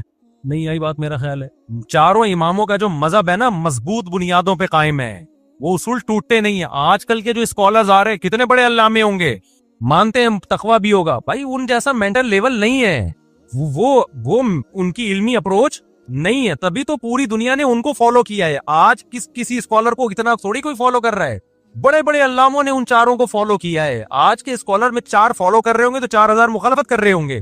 تو کون زیادہ لائق اتباع ہے, ان کی تحقیق کو مانے یا ان کی تحقیق کو مانے؟ ان کی تحقیق کو مانا جائے گا کہ صدیوں سے امت اس کو مان رہی ہے. تو یہ اس کی کیا دلیل ہے کہ بھائی جو یہ کہتا ہے نا مرد عورت سمٹ کے نہیں مردوں کی طرح پڑے گی, حدیث میں نہیں ہے. تو حدیث میں یہ بھی نہیں ہے کہ عورت چلے گی. بعض لوگ فوراً حدیث پیش کرتے ہیں کہ حضرت عائشہ کا قول ہے کہ تمہارے لیے ہم میں اسوہ حسنہ ہے, نمونہ ہے, ہم چلتے ہیں تو تم بھی چلو. پہلی بات, حضرت عائشہ کا یہ قول کسی صحیح سند سے ثابت نہیں ہے. ناصر الالبانی رحمہ اللہ نے خود اعتراف کیا کہ یہ قول صحیح نہیں ہے. اور دوسری بات, وہ بھی تو حضرت عائشہ کا قول ہو گیا نا. جب عائشہ کا قول حدیث کے قول کے مخالف ہوگا تو کس کو لیا جائے گا؟ پیغمبر کے قول کو لیا جائے گا نا. کیونکہ بار بار لوگ کہتے ہیں کسی امتی کو پیغمبر کے مقابلے میں ترجیح نہیں دینی. نبی تو کہہ رہے ہیں جیسے میں نے کیا ایسے کرو, اور حضرت عائشہ کہہ رہی ہیں کہ نہیں ہم جیسے کر رہے ہیں ویسے کرو. تو آپ جیسے اب کبھی ابو حنیفہ کو نبی کے مقابلے میں لے آتے ہو, کبھی امام شافعی کو لے آتے ہو, تو اسی طرح تو حضرت عائشہ کا مقابلہ بھی نبی سے ٹھیک نہیں ہے. اور اگر حضرت عائشہ ہی کو فالو کرنا ہے تو حضرت عائشہ تو یہ بھی کہہ کے گئی ہیں, بخاری میں لکھا ہوا ہے کہ اگر نبی ہمارے زمانے کی عورتوں کو دیکھ لیتے تو عورتوں کو مسجدوں میں آنے سے روک دیتے. دلیل دیتے کہ نہیں, نبی نے کیا فرمایا, لا تمنعوا اماء اللہ من المساجد, عورت بھی مسجد میں آئے گی, عورت کو نہیں روک سکتے آپ. وہاں آپ حضرت عائشہ کے قول کو کیوں نہیں لے رہے جبکہ وہ صحیح سند سے ثابت ہے؟ تو کہیں بھی اصول جو ہے نا یہ ٹکتے نہیں ہیں. تو میں ان لوگوں سے سوال کرتا ہوں جو عورت کو کہتے ہیں سمٹ کے نماز نہیں پڑھے گی, چوڑی ہو کے مردوں کی طرح نماز پڑھے گی, اور دلیل مانگتے ہیں, تو وہ دلیل اس پہ بھی ہمیں دیں کہ عورت صفا مروہ میں چلے گی, دوڑے گی نہیں. وہ اس پہ بھی دلیل دیں کہ عورت رمل نہیں کرے گی. ہم جب جاتے ہیں نا عمرہ کرنے حج کرنے تو پہلے 3 چکروں میں سینہ اکڑا کے کرتے ہیں، عورت سینہ نہیں اکڑاتی، حالانکہ نبی نے تو سینہ اکڑایا ہے، اور نبی نے فرمایا کہ جیسے میں نے عمرہ کیا حج کیا ایسے کرو، تو عورت کو بھی آپ حکم دیں۔ نبی صلی اللہ علیہ وسلم نے زور سے لبیک کہا، عورت کیسے لبیک کہتی ہے؟ آہستہ لبیک کہتی ہے۔ کوئی دلیل نہیں ہمارے پاس۔ عبداللہ بن عمر کا یہ قول ہے، وہ بھی ضعیف سند سے ہے، وہ بھی صحیح حدیث نہیں ہے۔ تبھی میں نے کہا تھا کہ آج کل کے جو نئے نئے اسکالرز آ رہے ہیں نا، اب یہ اجتہاد کر کر کے ہر اجماعی مسئلے کو چینج کریں گے، تو ہمارے پاس کیا دلیل ہے صفا مروہ میں چلنے کی؟ اجماع امت کیا دلیل ہے بھائی؟ صدیوں سے اسی طرح ہوتا چلا آ رہا ہے، امت گمراہی پہ جمع نہیں ہو سکتی۔ امام بخاری نے ایک روایت پیش کی ہے کہ اسلاف سے کہ ایک خاتون مردوں کی طرح نماز پڑھتی تھی، ہم کہتے ہیں یہی دلیل ہے کہ ان کے علاوہ ساری عورتوں کی طرح نماز پڑھتی تھی، ٹھیک ہے نا؟ تبھی امام بخاری کو ایک خاتون ملی، ان کا تذکرہ کر دیا، اور پھر چاروں اماموں کا اجماع ہوا ہے اس کے اوپر۔ پھر تو وہی جیسے صفا مروہ پہ چلیں گی دوڑے گی نہیں، کیوں؟ اجماع امت ہے بھائی۔ لبیک آہستہ کہیں گی، کیوں؟ اجماع امت ہے۔ تو اسی طرح صدیوں سے سعودی عرب میں بھی آج سے 100 سال پہلے آپ جائیں تو ان کے بوڑھوں سے پوچھیں، وہ کہیں گے ہمارے یہاں بھی عورتیں سمٹ ہی کے نماز پڑھا کرتی تھی۔ یہ تو اب چینج ہوا ہے سعودی عرب میں، جیسے صدیوں سے 20 ہو رہی تھی اب 8 کر دی انہوں نے، 10 کر دی۔ تو صدیوں سے جو چیز چلی آ رہی ہے وہ ٹھیک ہے، جو آج چینج ہو رہی ہے وہ ٹھیک نہیں ہو سکتی۔ سمجھتے ہو کہ نہیں سمجھتے ہو؟ تو اب کیا ہوا ہے کہ میں نے ایک پیشگوئی کی تھی کہ دیکھنا اب جو جدید جو اسکالرز آ رہے ہیں نا، وہ اجماعی مسائل کو چینج کریں گے اور وہی کہیں گے کہ اس پہ کوئی دلیل نہیں ہے۔ اور میں نے ایسی پیشگوئی کر دی تھی کہ دیکھنا کچھ اسکالرز فتویٰ دیں گے کہ عورت صفا مروہ میں چلتی کیوں ہے، عورت دوڑے گی، کیونکہ چلنے کی کوئی دلیل نہیں ہے۔ تو مجھے فتویٰ مل گیا ناصر البانی رحمہ اللہ کا، انہوں نے باقاعدہ فتویٰ دیا ہے کہ عورت دوڑے گی صفا مروہ میں، اور دلیل یہی دی ہے کہ نبی جب دوڑے ہیں، اور بلکہ اس سے بھی اوپر کی دلیل دی ہے بھائی جب نبی دوڑے ہیں، بلکہ حضرت ہاجرہ وہ تو خاتون تھی نا، حضرت ابراہیم کی زوجہ، تو جن کی سنت میں ہم دوڑ رہے ہیں وہ تو عورت تھیں، تو عورتوں کو تو اور دوڑنا بنتا ہے۔ اب جب انہوں نے فتویٰ دیا نا تو لوگ حیران ہیں، بھائی یہ تو زندگی میں کبھی ایسا ہوا ہی نہیں۔ تو سعودیہ ہی کے مفتیان کرام میں ان پہ رد کیا، انہوں نے بولا بھائی یہ تو اجماع امت سے ثابت ہے، اس پہ دلیل کی ضرورت نہیں ہے۔ تو ہم کہتے ہیں حضرت یہ بھی اجماع امت سے ثابت ہے کہ عورتیں سمٹ کے نماز، آپ پرانے فتاوی میں کوئی ایک قول تو کسی مجتہد کا دکھا دو، ہم آپ کو دکھائیں گے ابو حنیفہ کی کیا قول ہے، امام شافعی کا کیا قول ہے، امام احمد کا کیا قول ہے، امام مالک کا کیا قول ہے۔ یہ سارے بڑے بڑے محدثین تھے بھائی، امام احمد تو امام بخاری کے استاذ ہیں۔ آپ آج کے اسکالر، اچھا پھر لوگ کیا کہتے ہیں، ہم دیوبندیوں مفتیوں کو نہیں مانتے، ہم مانتے ہیں وہ فلانے مفتی وہ عربی ہیں۔ بھائی میں نہیں کہہ رہا ہمیں مانو، امام احمد امام بخاری کے استاذ ہیں، ہم ان کا فتویٰ پیش کر رہے ہیں۔ کمال کی بات ہے دیوبندیوں سے بغض میں امام ابو حنیفہ کو بھی چھوڑ دیا، امام مالک کو بھی چھوڑ دیا، امام احمد کو بھی چھوڑ دیا، امام شافعی کو بھی چھوڑ دیا، اور کسی عربی کے فتوے کو فالو کر رہے ہیں، اور لیبل کیا لگا رہے ہیں کہ دیوبندیوں کو کیا پتا، ان بر صغیر کے مولویوں کو کیا پتا۔ جو بھی علم حاصل کرے گا نا، وہ چاہے بر صغیر کا ہو، چاہے وہ انڈیا کا ہو، چاہے وہ بنگلہ دیش کا، اس کو سب پتا ہوگا۔ جو علم حاصل نہیں کرے گا وہ مکہ کے اندر بھی پیدا ہوا ہوگا نا، اس کو پتا نہیں ہوگا۔ تو اس لیے ملتے جلتے نام، میں نہیں کہہ رہا کسی عالم کی شان میں گستاخیاں کرنا شروع کر دیں، کسی عربی یا کسی سلفی، علماء سب ہمارے لیے قابل احترام ہیں، لیکن اختلافات میں کرو گے کیا؟ قرآن و سنت کی اس تشریح کو مانو گے جو ان ائمہ نے تشریح کی ہے۔ سمجھتے ہو کہ نہیں سمجھتے؟ بار بار میں یہ مضمون اس لیے بیان کرتا ہوں، اپنا منجن بیچنے کے لیے نہیں، صرف اس لیے یہ مضمون بیان کرتا ہوں کہ قرآن و سنت کے نام پہ امت کا شیرازہ بکھر رہا ہے، امت ٹوٹ رہی ہے بے لگام اونٹ کی طرح۔ کبھی کوئی ادھر سے فتویٰ نکل کے آئے گا، وہ کہہ رہے قرآن و سنت، وہ کہہ رہے قرآن۔ ہمارے مسقط میں ایک دوست ہے، میری ان سے بڑی بحث ہوتی رہتی ہے، انہوں نے کسی عربی عالم کا مجھے ویڈیو بھیجی، کسی سلفی عربی عالم تھے، لال رومال، بڑے خوبصورت ماشاءاللہ۔ انہوں نے کسی نے مسئلہ پوچھا کہ کیا ہم پر لازم ہے کہ ایک فقہ کو ہم فالو کریں یا مجتہدین کو فالو کریں؟ انہوں نے کہا کلا، ہم صرف قرآن و سنت کے پابند ہیں۔ تو انہوں نے کہا دیکھیں کتنی مضبوط بات ہے۔ میں نے کہا یہ بات بہت مضبوط ہے، لیکن اس کے پیچھے یہ پیغام ہے کہ وہ قرآن و سنت کے پابند نہیں تھے، یہ ہیں، باقی وہ کیا کر رہے تھے؟ وہ قرآن۔ اور میں نے کہا سعودی عرب میں جب تک فقہ حنبلی قانونی طور پر مضبوط تھا نا، سعودی عرب میں دین میں تحریف کا راستہ نہیں کھلا تھا، علماء پابند تھے۔ سعودیہ ہی کے بڑے عالم سے کسی نے پوچھا کہ آپ فقہ حنبلی پہ فیصلہ کیوں کرتے ہیں، قرآن و سنت پہ کیوں نہیں کرتے؟ انہوں نے کہا ایسا سوال کر رہے ہو جیسے فقہ حنبلی قرآن و سنت کے علاوہ کسی اور چیز کا نام ہے، ٹھیک ہے نا؟ ایسا احمقانہ سوال۔ لیکن ہوا کیا ہے، جب فقہ حنبلی کو سعودیہ میں چھوڑا گیا ہے نا، تو قرآن و سنت کے نام پہ اب کیا ہو رہا ہے، عرب ملکوں میں اب یہ ہونے لگا ہے کہ گورنمنٹ جس چیز کو حلال کرنا چاہتی ہے نا، اپنی مرضی کے مولوی لا کے قرآن و سنت کا لیبل لگا کے مارکیٹ میں چلتا کر دیا، جیسے کہ پاکستان میں تو بہت پہلے سے ہو رہا ہے۔ اگر پاکستان میں گورنمنٹ ایک فقہ کی پابند ہوتی ہے نا، یا ایک کی نہ ہوتی, کم از کم اس کی پابند ہوتی کہ چاروں فقہ سے خروج کرنے کی آپ کو اجازت نہیں ہے, اتنی بھی پابندی ہوتی. تو یہ جو عدالت میں قرآن و سنت کے نام پہ تحریف کا راستہ کھلا ہوا ہے, یہ راستہ نہ کھلتا. اب جج گورنمنٹ پتہ کیا کرتی ہے, ایوب خان نے پہلے یہ کیا تھا. ایوب خان کو دوسری شادی پہ پابندی لگانی تھی, تو اس نے کیا کیا بھائی, یہاں کے مولویوں سے فتویٰ لیا, سب نے کہا بھائی حرام ہے, پابندی نہیں لگا سکتے آپ. اس نے کیا کیا, جب پابندی لگانی ہے, لبرل سیکولر حکومت بنانے, پاکستان کو ایک لبرلزم کی طرف جانا, مصر سے مولوی منگوائے.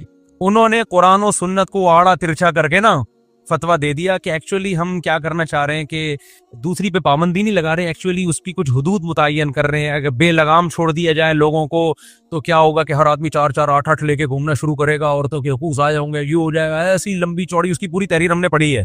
وہ گھما کے نا, وہ جو مصر سے چند مولانا لوگ بلوائے انہوں نے, تو اس نے یوں ایکچولی اس کو یوں کر کے نا پہلی بیوی کی اجازت ضروری اور قرآن و سنت کے لیول لگا کے قانون بنا کے تھوپ دیا ہمارے اوپر. اگرچہ ہم پہ اثر, مجھ پہ تو بالکل بھی اثر نہیں ہوا, لیکن لوگوں پہ کیا کر دیا, بولو نا, تھوپ دی. اس لیے علماء کہتے ہیں بھائی اگر لگام نہ دی نا ان لوگوں کو, لا جو صدیوں سے مرتب ہے اس کا پابند نہ بنایا, تو مولوی کو کون سنبھالے گا. مولویوں میں بھی تو 2 نمبر ہوتے ہیں, تو 2 نمبری کا دروازہ کم نہیں ہوگا بلکہ کھلے گا. جس مولوی کے دل میں لالچ ہوگی, اب دیکھو میں جب فتویٰ دیتا ہوں تو میں علماء کے سامنے جواب دے ہوتا ہوں کہ آپ نے نکالا کہاں سے ہے. میں کہتا ہوں قرآن و سنت سے. وہ کہتے ہیں قرآن و سنت سے تو یہ بھی نکال سکتے تھے, یہ بھی نکال سکتے. تو اس پہ پہلوں نے اس کا بھی حوالہ دو کہ پہلوں نے کیا فتویٰ دیا ہے, قانون کیا جو مرتب ہے, تو اس کا ریفرنس مجھے لگانا پڑے گا, ورنہ میں قرآن و سنت کے نام پہ کچھ بھی نکال کے لوگوں کو بتاتا رہوں تو کچھ تحریف اس سے کم تھوڑی ہوگی. اس سے تحریف کیا ہو جائے گی, دروازہ چوپٹ کھل جائے گا تحریف کا. تو اب کیا کیا جو ایوب خان نے نا, وہ لا کے قرآن و سنت کا لیول لگا کے اتنے سارے قوانین کو پٹانگ. پھر علماء نے کہا کہ شوہر جب مرتا ہے تو عدت بھی ہوتی ہے, 4 مہینے 10 دن ہے, طلاق ہوتی ہے, تو عورت کہیں اور نکاح نہیں کر سکتی, 3 مینسز کا آنا ضروری ہے.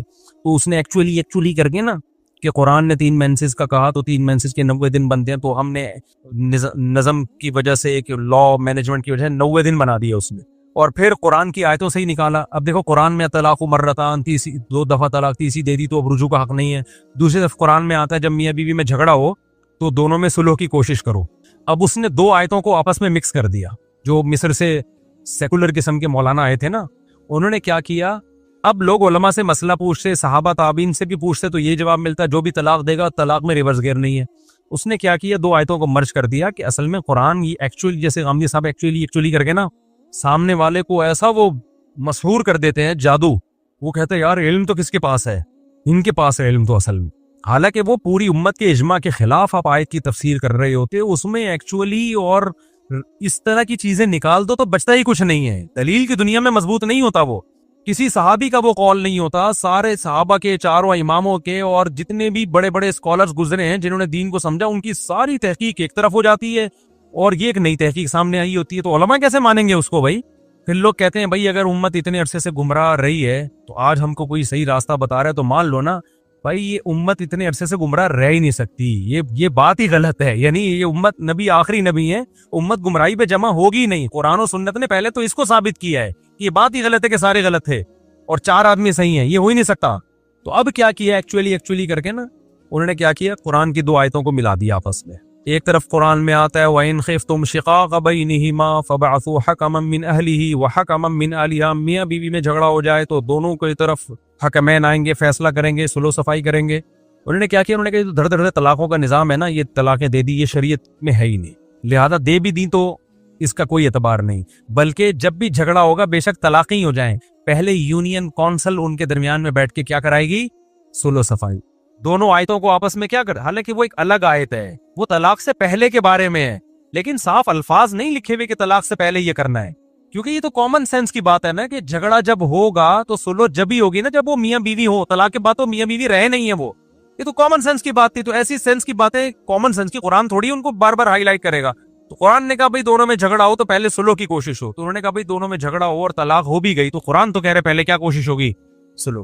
اب صلح میں قرآن کہہ رہے اس خاندان کا, انہوں نے کہا خاندان تھوڑی یونین کونسل ہی بنا دو نا, خاندان کے ٹینشن سے ہی بچت. اب پاکستان میں جو عدالتوں میں قانون چل رہا ہے وہ یہ چل رہا ہے کہ جب آپ طلاق دیتے ہیں تو عدالت نہیں مانتی اس طلاق کو, وہ تو لوگ عدالت کو نہیں مانتے, مفتیوں سے فتویٰ لے لیتے ہیں اس لیے, ورنہ کورٹ میں جو لا ہے وہ یہ ہے کہ یہ طلاق کنسیڈر نہیں ہے, بلکہ یہ طلاق کے پیپر پہلے یونین کونسل میں جائیں گے, یونین کونسل کے لوگ آئیں گے اور وہ دونوں میں سلو کی کوشش کریں گے, 90 دن کے اندر ہو گئی تو وہ طلاق کالعدم ہے, اگر نہیں ہوئی تو پھر یونین کونسل اس طلاق کو ویلڈ مانے گی تو ہوگی, وہ بھی ایک ہوگی ورنہ نہیں ہوگی. یہ اب امپلیمنٹ اس لیے نہیں ہوا اس قانون کا کہ یونین کونسل والا بھی کون سا آ رہا ہے بیٹھ کے, وہ بھی گھر بیٹھا ہوا ہے, اس نے کہا ہو گئی نہیں ہو گئی, ہمیں تو پیسے مل رہے ہیں, تو نہ وہ اپنی ذمہ داری پوری کر رہے ہیں نہ عدالتیں پوری کر رہی ہیں, تو اس لیے چل اسلام ہی رہا ہے. لیکن لا جو آپ کا بنا ہوا ہے نا وہ یہ ہے, اور اس سب پہ کیا لیبل لگا ہوا ہے, قرآن و سنت کے عین مطابق. جب جنرل مشرف نے یہ جو خلا کا قانون بنایا کہ عورت کے پاس مکمل طلاق کا اختیار چلا جائے, اگر پاکستان میں لا ہوتا کہ چاروں اماموں کی جو تحقیق ہے اس کے بغیر قانون پاس ہو نہیں سکتا, تو کبھی بھی یہ خلا کا قانون پاس نہیں ہوتا, کیونکہ اسلام میں ہے ہی نہیں یہ خلا کا یہ والا سیٹ اپ. تو جنرل مشرف نے کیا کیا, قرآن و سنت کا لیبل لگایا, خلا کے لفظ قرآن سے لیا اور اپنی طرف سے اس میں ایڈیشن یہ کی کہ یک طرفہ اور بہت کچھ اوٹ پٹانگ, اور ہو سکتا ہے مفتی تو مارکیٹ میں ہر طرح کے مل جاتے ہیں, کچھ مولانا بھی مل گئے ہوں گے. چند دن پہلے ایک اسلامک یونیورسٹی کے اسکالر کا پورا مضمون آیا ہے اور انہوں نے لکھا ہے کہ یک طرفہ خلا بھی صحیح ہے, عورت کو پورا. ایک اور مولانا صاحب ہیں, مولانا تو نہیں ہے اسکالر ہیں, ان کے بھی اپنی طرف سے ایک تحقیق چلا دی انہوں نے کہ مکمل عورت کو طلاق کا اختیار ہے, اس کو ہم کہیں گے خلا, حالانکہ یہ بالکل غلط ہے, اس میں تو بہت سارے دلائل ہیں. تو کیا ہوا کہ وہ ایسا خاندان نظام کی ایسی کی تیسی. اب جس عورت کو وسیم بھائی اچھے لگ رہے ہیں وہ کورٹ میں جا رہی ہے, اب جان چھڑا یہاں سے. میرے پاس کیس آیا, ایک آدمی نے 1.5 کروڑ کا پلاٹ دیا اپنی بیوی کو محبت میں, بیگم نے لے لیا, اگلے دن جا کے کیس فائل کیا, بیوی بھی گئی پلاٹ بھی کیا. لیکن آپ جج سے پوچھیں گے, وکیل سے پوچھیں گے, بولیں گے عین قرآن و سنت کے مطابق ہے. تو میرے بھائی یہ منجن بک رہا ہے قرآن و سنت کے نام کا. تو ہم جو آپ کو کہتے ہیں نا مجتہدین کو فالو کرو, اپنا منجن بیچنا ہوتا تو ہم کہتے ہیں میری تحقیق کو فالو کرو. آج جو اپنا منجن بیچ رہا ہے وہ کہہ رہے ہیں میری تحقیق کو فالو کرو. یہ سارے مولوی منجن بیچ رہے ہیں, اور جس کی طرف نسبت کی جاتی ہے منجن بیچ رہے ہیں وہ اپنی تحقیق نہیں بتا رہے, وہ کہہ رہے ہیں بھائی جو صحابہ تابعین اور ائمہ اربعہ کی تحقیق ہے اس کو فالو کرو. تو منجن کون بیچ رہا ہے؟ منجن وہ بیچ رہا ہے جو ان علماء کے خلاف کر رہا ہے. آپ کو نہیں آ رہی تو جاؤ, حدیث میں آتا ہے علماء کو لوگ چھوڑ دیں گے, خود بھی گمراہ ہوں گے, جو اسکالرز ہیں وہ خود بھی گمراہ ہوں گے اور دوسروں کو بھی گمراہ کریں گے. تو آپ اللہ سے, ہمارے بس میں جو تھا وہی ہم نے سمجھا دیا, آپ کی مرضی جو چاہے کرے, آپ نہ مانے علماء کی. منجن میں ہی لگے رہے بیٹھ گئے, چورن اور منجن میں. کیا ہو گیا بھائی, یہ پڑے ہی نہیں ہے, اس کو تو میں نے کچمڑا بنا دیا یار, سارا غصہ اس پہ نکلا ہے اصل میں. بس یہ آخری احترام, کیا لکھا ہوا بھائی, احترام نہ کرنا گناہ ہے. کس کا, وہ سوال ہی پھٹ گیا. یہ جس نے پوچھا ہے زبانی پوچھ لے بھائی. آخری کا ہے کا احترام نہ کرنا گناہ ہے, اس سے پہلے کیا لکھا ہوا تھا, شاید یہاں سے کچھ نکل آئے. بیوی کا احترام نہ کرنا, بیوی کا احترام نہیں ہوتا, بیوی سے محبت ہوتی ہے. احترام کا کیا مطلب, توہین نہ کرے اس کی. مفتی صاحب اگر ہاتھوں میں الفی لگ جائے اور ہٹانا بھول جائے تو وضو نہیں ہوگا, چاہے بھولے سے رہ جائے چاہے جان بوجھ کر رہ جائے. یہاں بھی بڑے بڑے فنٹر ہیں, فوراً حدیث پیش کر دیں گے, رفع عن امتی الخطأ والنسیان, کہ نبی نے فرمایا میری امت سے بھول اور چوک کو معاف کر دیا گیا ہے. تو مولوی لوگ کہتے ہیں الفی بھولے سے لگی اور بعد میں دیکھا الفی لگی ہوئی ہے تو نماز لوٹانی پڑے گی. حدیث میں تو آتا ہے, حدیث کا یہ مطلب ہے ہی نہیں. اگر بھولے سے کی بھی غلطی معاف ہوتی تو بھولے سے ہی تو سجدہ سہو ہوتا ہے نماز میں. جو غلطیاں جان کرو تو نماز ہوتی نہیں ہے. نبی نے بھولے سے 1 رکعت زیادہ پڑھ لی تھی تو کیا کیا تھا, سجدہ سہو کیا تھا. آپ حج میں بھولے سے خوشبو لگا لو, دم واجب ہوگا کہ نہیں ہوگا؟ تو بھولے سے معاف کا مطلب گناہ نہیں ملتا جب کوئی کام بھول سے یا غلطی سے. رہا یہ مسئلہ کہ روزے میں بھولے سے اگر کھا لو تو روزہ نہیں ٹوٹتا, اس پہ الگ سے حدیث موجود ہے, روزہ مستثنا ہے اس سے. تبھی ہم کہتے ہیں روزے میں بھولے سے کھا لیا تو روزہ نہیں ٹوٹے گا, کیونکہ الگ سے حدیث ہے. غلطی سے کھا لیا تو ٹوٹے گا روزہ. غلطی اور بھول میں کیا فرق ہے؟ آپ سمجھے سحری کا ٹائم ختم نہیں ہوا, حالانکہ ختم ہو چکا تھا, اور آپ 2 پراٹھے پھوڑ دیے آپ نے, تو اب آپ کا روزہ نہیں ہوا, کیونکہ بھولے سے نہیں ہوا, یہ غلط فہمی میں ہوا ہے.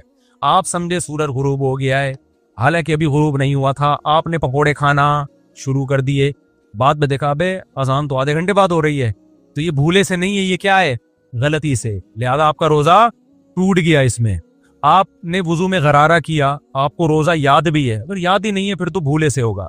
لیکن آپ نے کہا فنٹر بننے کی کوشش کی, غرارہ میں احتیاط سے کروں گا تاکہ پانی حلق میں نہ جائے, لیکن پانی پھر بھی چلا گیا تو روزہ ٹوٹ گیا. یہ بھولا نہیں ہے, یہ غلطی ہوئی ہے آپ سے. ہاں کفارہ نہیں ہوگا, کیونکہ کفارہ تو جرم پہ ہوتا ہے, اور جرم ہے نہیں کیونکہ غلطی سے ہوا ہے نا, جان کر نہیں کیا آپ نے, تو کفارہ نہیں ہوگا لیکن روزہ ٹوٹ جائے گا. سمجھتے ہو کہ نہیں سمجھتے ہو؟ تو اس لیے اگر ایلفی لگ گئی نا تو نماز نہیں ہوگی, کیونکہ وضو نہیں ہوا. حدیث میں آتا ہے کہ ایک صحابی کی ایڑی ہلکی سی خشک رہ گئی تھی, تو آپ نے فرمایا وَيْلٌ لِّلْأَعْقَابِ مِنَ النَّارِ, تباہی ہے ایڑیوں کے لیے جہنم کی آگ کی جو خشک رہ جاتی ہیں. تو پراپر وضو کرنا پڑے گا. اسلامی احکام آسان ہے, لچکدار نہیں ہے. اب جب 4 اعضاء وضو میں دھونا فرض ہیں تو اٹ مینس چاروں دھونے پڑیں گے.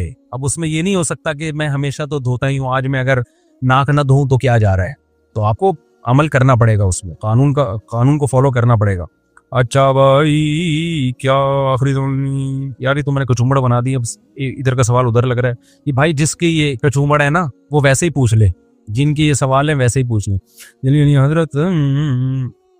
حضرت میں نے سنا حضرت معاویہ اپنی خلافت کے لیے زبردستی اور طاقت کے زور پر بیعت کرواتے تھے, بالکل غلط ہے.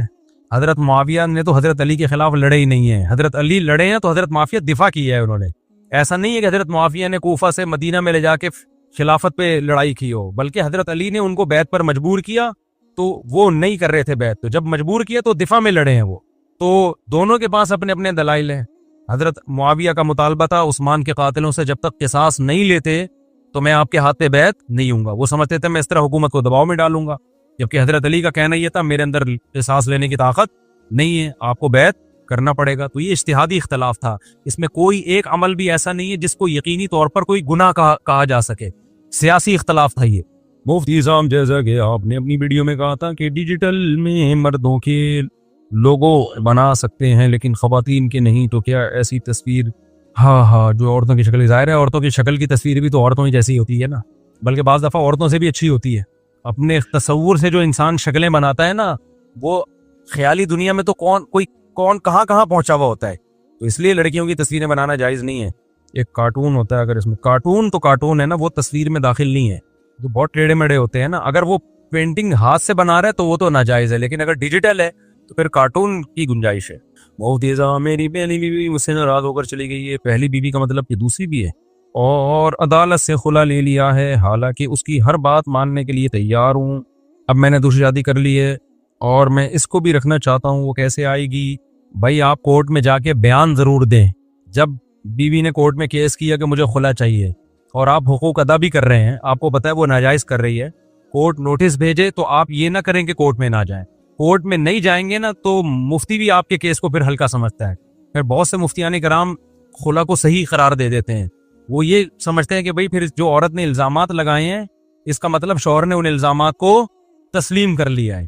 تو بعض علماء ایسے ہیں جو اس کو پھر خلا کو صحیح مان لیتے ہیں کہ شوہر نے گویا مان لیا ہے, کیونکہ اگر اس پہ بھی ہم نہیں مانے تو جو واقعی مظلوم ہے ان کی بیچاریوں کا کیا ہوگا. بھائی ایک آدمی بیوی کو صبح شام کوٹ رہا ہے, پیٹ رہا ہے, نہ اس کے بیسک حقوق بھی ادا نہیں کر رہا, بے تحاشا مارتا پیٹتا ہے, بہت عجیب واقعات ہوتے ہیں, ظلم ہوتے ہیں. اب عورت کورٹ میں جا رہی ہے, کم وقت کورٹ میں آ ہی نہیں رہا, اب تو اس کے پاس کوئی حل نہیں ہے نا. اصولی طور پر تو عدالت کو چاہیے پولیس بھیج کے شوہر کو اٹھوائے, لیکن عدالتوں میں اتنی کہاں آج کل تمیز ہے. عدالت تو پابند ہے نا, جو اوپر سے لا ہے, تو اوپر جو اسمبلی میں بیٹھے ہیں وہ اس پہ بات ہی نہیں کرتے. تو جانا ضرور چاہیے شوہر کو, تو کورٹ میں جائے, اگر وہ الزامات صحیح ہیں تو مانے کہ یہ الزامات کیا ہیں, میں مانتا ہوں اور جج صاحب آئندہ میں یہ حرکتیں بولو نہیں کروں گا, تو جج پر لازم ہوگا اس کو مہلت دے وہ. لیکن اگر وہ مہلت نہیں دیتا اور کھلا پکڑا دیتا ہے وہ بھی کل عدم ہے. نمبر 2, جج سنتا ہی نہیں آپ کی, آپ نے کہا بھئی یہ الزامات غلط ہیں, تو جج کو پر لازم ہے کہ عورت سے پوچھے کہ آپ گواہ پیش کرو. عورت گواہ بھی پیش نہیں کرتی ہے, پھر بھی خلا کی ڈگری پکڑا دیتی ہے کورٹ, تو وہ خلا بھی کیا ہے, کل عدم ہے. تو اس لیے آپ جائیں ضرور عدالت میں, اگر وہ الزامات سچے ہیں تو مانے, نہیں ہے تو آپ بولے بھئی یہ غلط الزامات ہیں, عورت کو چاہیے ثبوت پیش کرے.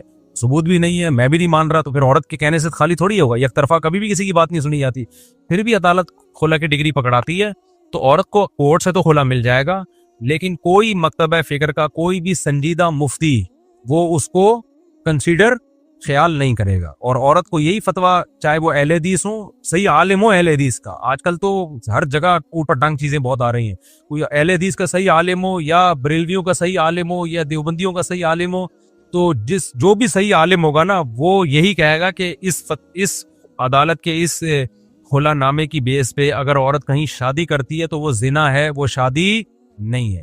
سمجھتے ہو, کیونکہ اس پر بلکہ شیعہ اسکالر بھی یہی کہے گا, یعنی اس میں تو شیعوں کا بھی اختلاف نہیں ہے, تو شیعہ مذہب بھی یہی کہتا ہے کہ طلاق کا اختیار مرد کے پاس ہے، عورت کے پاس نہیں ہے، اور عدالت کے پاس بھی نہیں ہے، چند صورتوں میں ہے، تو وہ صورتیں تو پائی جائیں نا۔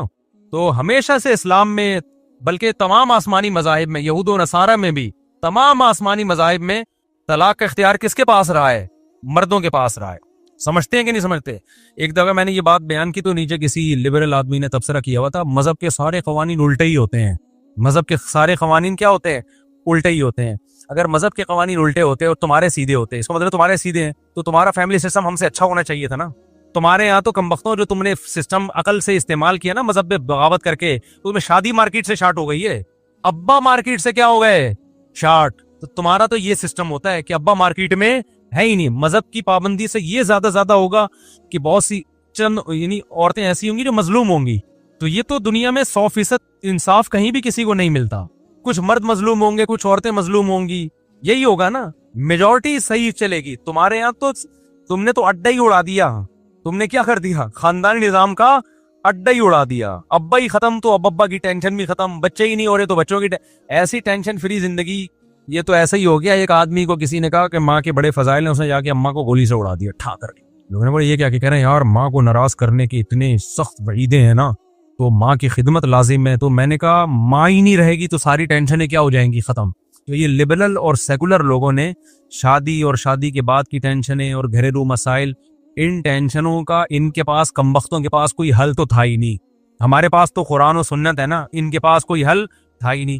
قرآن و سنت ان کو سمجھ میں نہیں آیا تو انہوں نے ابا ہی اڑا دیے۔ سنگل مدر، ایک عدد اماں ایک عدد بچہ، ٹینشن کس بات کی بھائی؟ تو اماں ہی اور وہی اڑا دے تو اس سے ٹھیک ہے، ٹینشن ختم ہو گئی۔ لیکن جو خاندانوں کے جو فائدے تھے اس فائدوں سے بھی کیا ہو گئے؟ محروم۔ جو محبتیں رشتہ داروں سے ملتی ہیں ان محبتوں سے بھی کیا ہو گئے؟ محروم۔ تو پھر کتے پال پال کے دل بہلانا شروع کر دی۔ اب یہ انسانوں سے زیادہ کتوں کو کیوں فوکس کرتے ہیں؟ ہم تو اگر کتا پالیں گے بھی تو بچوں کے لیے لے کے پالیں گے۔ مجھے بلی کا شوق نہیں، ایک دن مجھے بڑی پیاری بلی لگی، میں نے کہا خرید لیتا ہوں، بچوں کے بچے خوش ہو جائیں گے نا، ٹھیک ہے نا۔ تو یہ جو کتے پالتے ہیں اپنے بچوں کے لیے نہیں، کس کے لیے؟ اپنی تنہائی دور کرنے کے لیے۔ اور جب شادی شدہ آدمی، بچوں والا آدمی، وہ اگر اول تو حرام ہے کتا پالنا، لیکن وہ پالے گا بھی تو کس کے لیے؟ اپنی فیملی کے لیے۔ تو وہ خوش ہے تبھی فیملی کی خیال کر رہا ہے۔ سمجھتا ہے کہ نہیں سمجھتا ہے؟ نہیں سمجھے گا، وہی دو ہی بچے رہیں گے تم لوگوں کے۔ اچھا بھائی، رہنمائی رضائی اولاد کا جائیداد میں حصہ ہے؟ نہیں، رضائی جو دودھ کے رشتے ہوتے ہیں ان کا وراثت میں کوئی حصہ نہیں ہوتا، خوب سمجھ لو۔ وراثت میں خوشی سے حصہ معاف کر دینے سے حصہ ختم ہو جائے گا۔ اگر پیسہ ہے تو معاف کرنے سے ختم ہو جائے گا۔ اگر کوئی چھوٹا مکان ہے جس میں بہن کا بھی حصہ ہے، بھائی کا بھی حصہ ہے، اور وہ ڈیوائیڈ ہو ہی نہیں سکتا، یعنی ڈیوائیڈ کر دیا تو استعمال کے قابل نہیں رہے گا، اس مکان میں بھی دستبرداری صحیح ہے، اپنے حصے سے دستبردار ہونا۔ لیکن اگر ایسی پراپرٹی ہے یا ایسا مکان ہے، پیسے میں بھی، پیسہ بھی تقسیم کے قابل ہے نا، تو جو چیز بھی ڈیوائیڈ کے قابل ہوتی ہے اس میں وہ معاف کرنے، یہ ہبہ کرنے سے ہبہ ہوتا نہیں ہے۔ اس میں یوں ہوگا جیسے 1000 گز کا پلاٹ ہے، بہن کا بھی حصہ ہے، بھائی کا بھی حصہ ہے، تو پہلے بہن کا حصہ کاٹ کے الگ کریں گے آپ، یہ اس کا حصہ ہے، پھر وہ معاف کرے گی تو معاف ہوگا۔ سمجھتے ہو کہ نہیں سمجھتے ہو؟ کیونکہ معاف کرنا اصل میں یہاں یہ ہوتا ہے کہ دوسرے کو حصہ دینا، تو دینے کے لیے قبضہ ضروری ہے۔ جب تک قبضہ نہیں ہوگا اس وقت تک وہ ملکیت منتقل نہیں ہوگی، اور قبضہ جب تک دوسرا وارث اس پہ قبضہ نہیں کر لیتا، اور اس وقت تک قبضہ نہیں ہوگا جب تک اس کا حصہ الگ نہ ہو نا۔ تو جن چیزوں میں حصہ الگ ہو سکتا ہے ان میں الگ کر کے ہینڈ اوور کیے بغیر دستبرداری نہیں ہوتی۔ تو یہ جو کہتے ہیں نا میں نے اپنے پیسے معاف کر دیے، تو معاف تو اس میں جب تک اگلا قبضہ نہیں کرے گا نا، اس سے پہلے عورت کو حق حاصل ہے کہ وہ واپس لے لے۔ ہاں، معاف کر دی اور اس نے بینک سے نکال کے قبضہ کر لیا، اب ہو گئے اس کے۔ اس نے کہا میں نے یہ پراپرٹی معاف کر دی اور اس نے قبضہ کر لی، پھر ہوگی۔ سمجھتے ہو کہ نہیں سمجھتے؟ تو اس کے بغیر نہیں ہوتی۔ تو یہ صرف منہ سے کہہ دیا تو اس کا کوئی اعتبار نہیں۔ میرے بھائی، جو چیز تقسیم کے بعد قابل انتفاع ہو اس میں ہبہ اس وقت تک تمام نہیں ہوتا جب تک وہ تقسیم نہ ہو۔ تو یہ میں نے علمی انداز میں تھوڑا سا ڈیفائن کر دیا، اب اس کا مطلب بیٹھ کے آپ لوگ سمجھتے رہنا۔ مفتی صاحب، جس گھر میں کسی عورت کی بچی پیدا ہو رہی ہوں اسی گھر میں دوسری حمل والی عورت کا جانا کیسے؟ بالکل ٹھیک ہے، لیکن اس میں نحوست بہوست کا کوئی عنصر نہیں ہے۔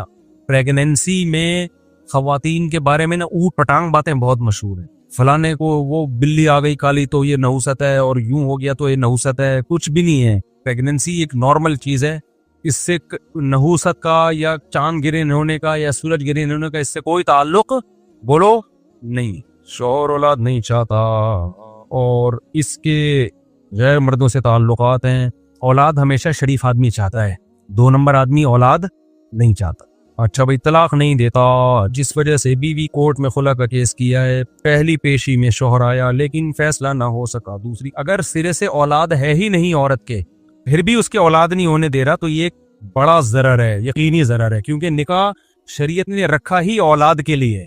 तो इस बेस पे औरत खुला ले सकती है, वो कोर्ट में जाए और कहे कि मेरा शौहर औलाद पे राजी नहीं है, तो शौहर आए, वो अगर नहीं है तो फिर वो, क्योंकि ये बहुत बड़ा नुकसान है ना, ये तो निकाह की जो असल मकसद था, बुढ़ापे में कुत्ते पालेगी क्या, वो क्या करेगी बुढ़ापे में भाई। तो इस अंग्रेजों की नज़र में औलाद की वैल्यू नहीं है, इस्लाम की नज़र में निकाह है ही किस काम के लिए, नस्ल बढ़ाने के लिए, औलाद के लिए।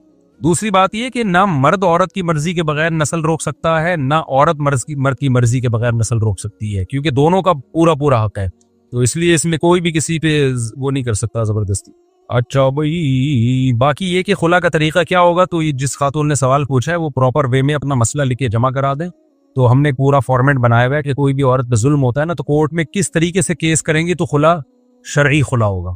तो हम लोगों को सिर्फ ये नहीं कहते कि अदालत का खुला गलत है, बल्कि ये भी बताते हैं कि अगर ये एक नौयत का जुल्म हो रहा है तो इस तरह से केस किया जाए और गवाहों से साबित किया जाए उसको, तो फिर वो खुला क्या हो जाएगा। तो किसी खातून को सच्ची मुच्ची में खुला किसी माकूल वजह पे चाहिए ना, तो वो भी उलमा से राब्ता करें, तो उलमा फिर उनको तरीका बताएंगे कि ऐसे कि खुद अदालत से भी हो जाए और शरई लिहाज से भी फिर उस पर कोई एतराज ना हो सके। बस हो गया। और कोई किसी ने कोई सवाल पूछना है तो पूछ लें भाई। जी भाई, बस 2-3 सवाल लेके छुट्टी। बस देखें, बाज लोगों को ना हर चीज़ में टांग अड़ाने का शौक है, उनकी स्टडी नहीं होती, मुताला नहीं होता, हर चीज़ में राय देनी है। हमारे यहाँ हर आदमी हर चीज़ में क्या बना हुआ है, मैं 20 सवाल लोग मुझसे आके पूछते हैं इसके बारे में आपकी क्या राय है, मैं जवाब नहीं देता। मैं कहता भाई मुझे इसकी पूरी नॉलेज नहीं है।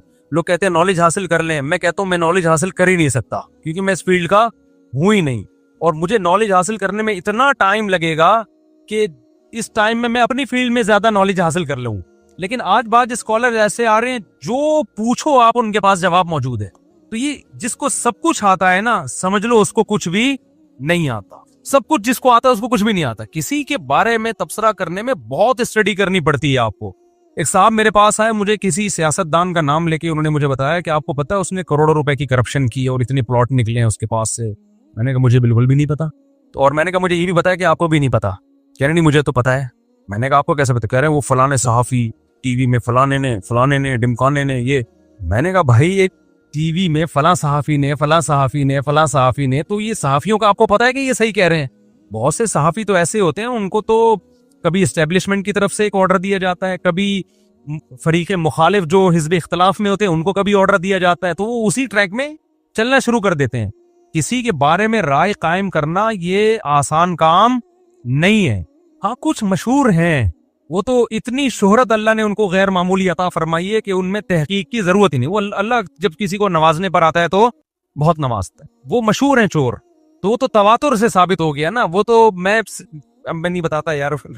एक जगह मैं गया, वो मैंने तो खुद जाके तहकीक की है, तो मुझे लोगों ने बताया, एक आदमी नहीं, जो बेचारों की जमीनें जिन पे कब्जा की है वो खुद बता रहे थे ये हमारे मामू की जमीन थी, इस पे फला ने कब्जा कर लिया, ये हमारे चाचे की। फिर एक नहीं है, पूरा इलाका बता रहा है। अब मैं इलाके का नाम लूंगा तो आप समझ जाएंगे ना कौन है।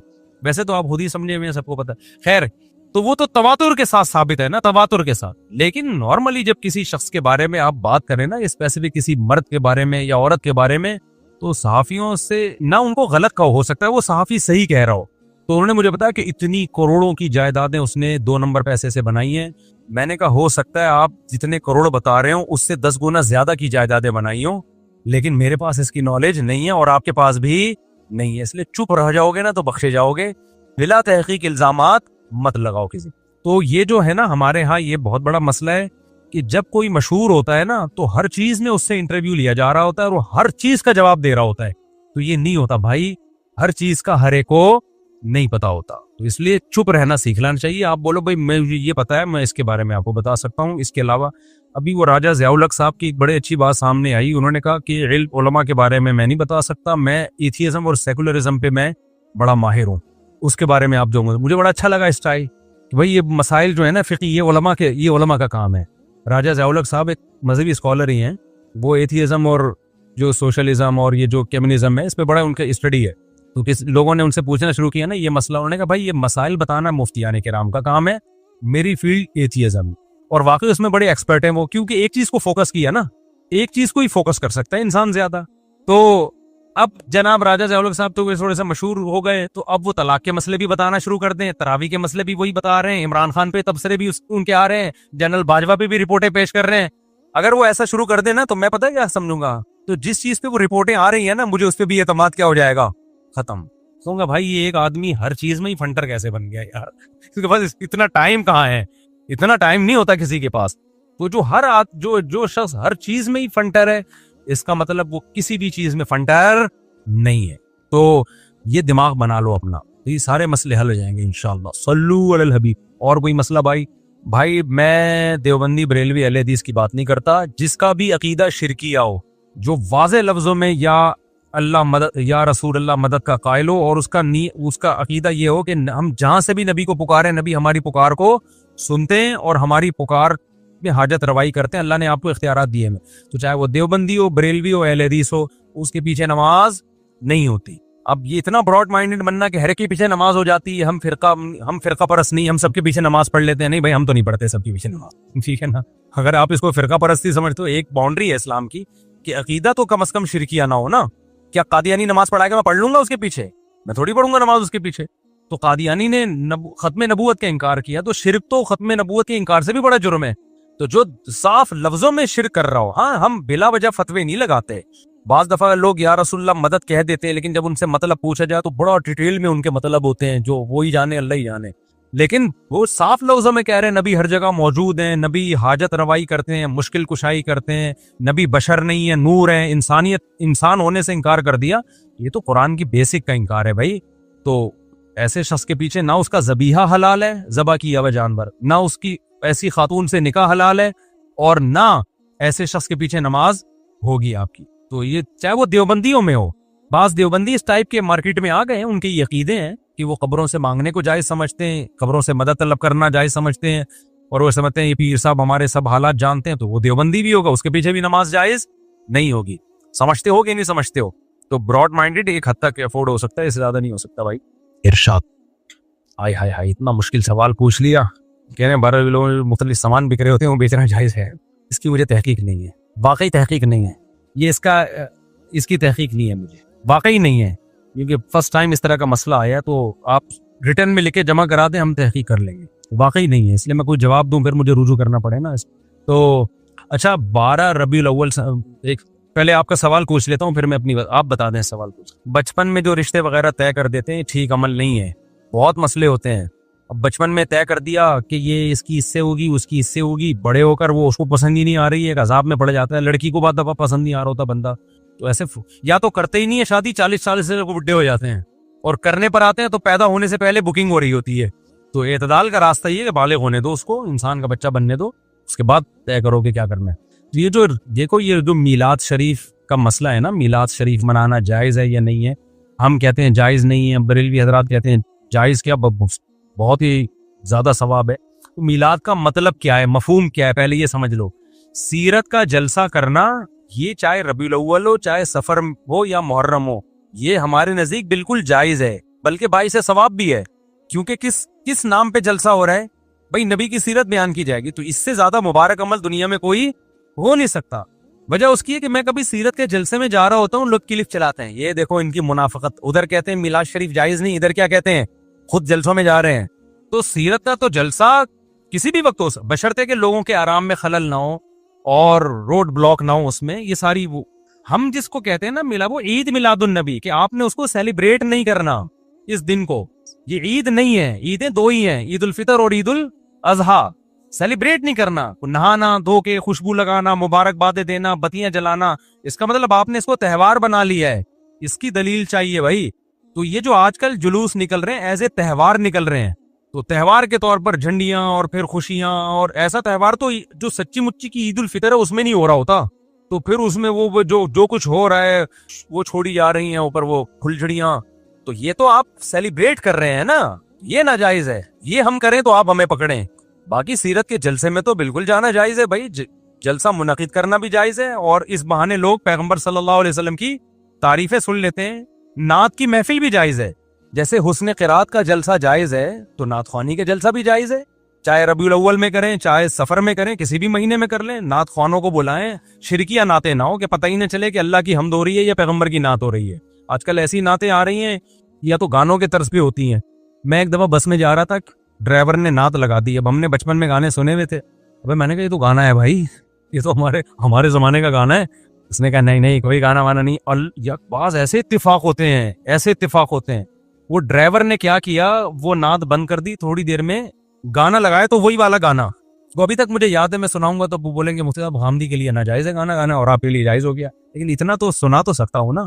تمہیں یارو مبارک ہو، وہ کیا ہے، وہ ایک مشہور نعت ہے، تمہیں یارو مبارک ہو، ابے کیا ہے، میں گانا ہی بھول گیا یار، تمہیں یارو مبارک ہو میرا محبوب آیا ہے، یہ گانا نہیں، گانے کی رپورٹ پیش کر رہا ہوں آپ کے سامنے، تمہیں یارو مبارک ہو میرا محبوب آیا ہے۔ اب آپ جا کے یوٹیوب پہ سننا لینا، تمہیں یارو مبارک ہو میرا محبوب آیا، یہ بڑا مشہور گانا تھا، وہ چلایا اس نے، اسی پہ نعت تھی چل رہی تھی، تو میں نے کہا دیکھ لے بھائی، اس کی الفاظ دیکھ لے، اور ہاں اوبے تمہیں یارو مبارک ہو نہیں، بہاروں پھول برساؤ میرا محبوب آیا ہے، سنو گلوکار میرے خلاف کیس نہ کرتے، بہاروں پھول برساؤ میرا محبوب آیا ہے، تو اس پہ بنا دیا تمہیں یارو مبارک ہو عمر ابن خطاب آیا، حضرت عمر پہ بنائی تھی، ہاں تو وہ غلط ہے بھائی، جو چاہے حضرت عمر کی تعریف ہو تو آپ کوئی اور اسٹون میں پڑھ لو نا۔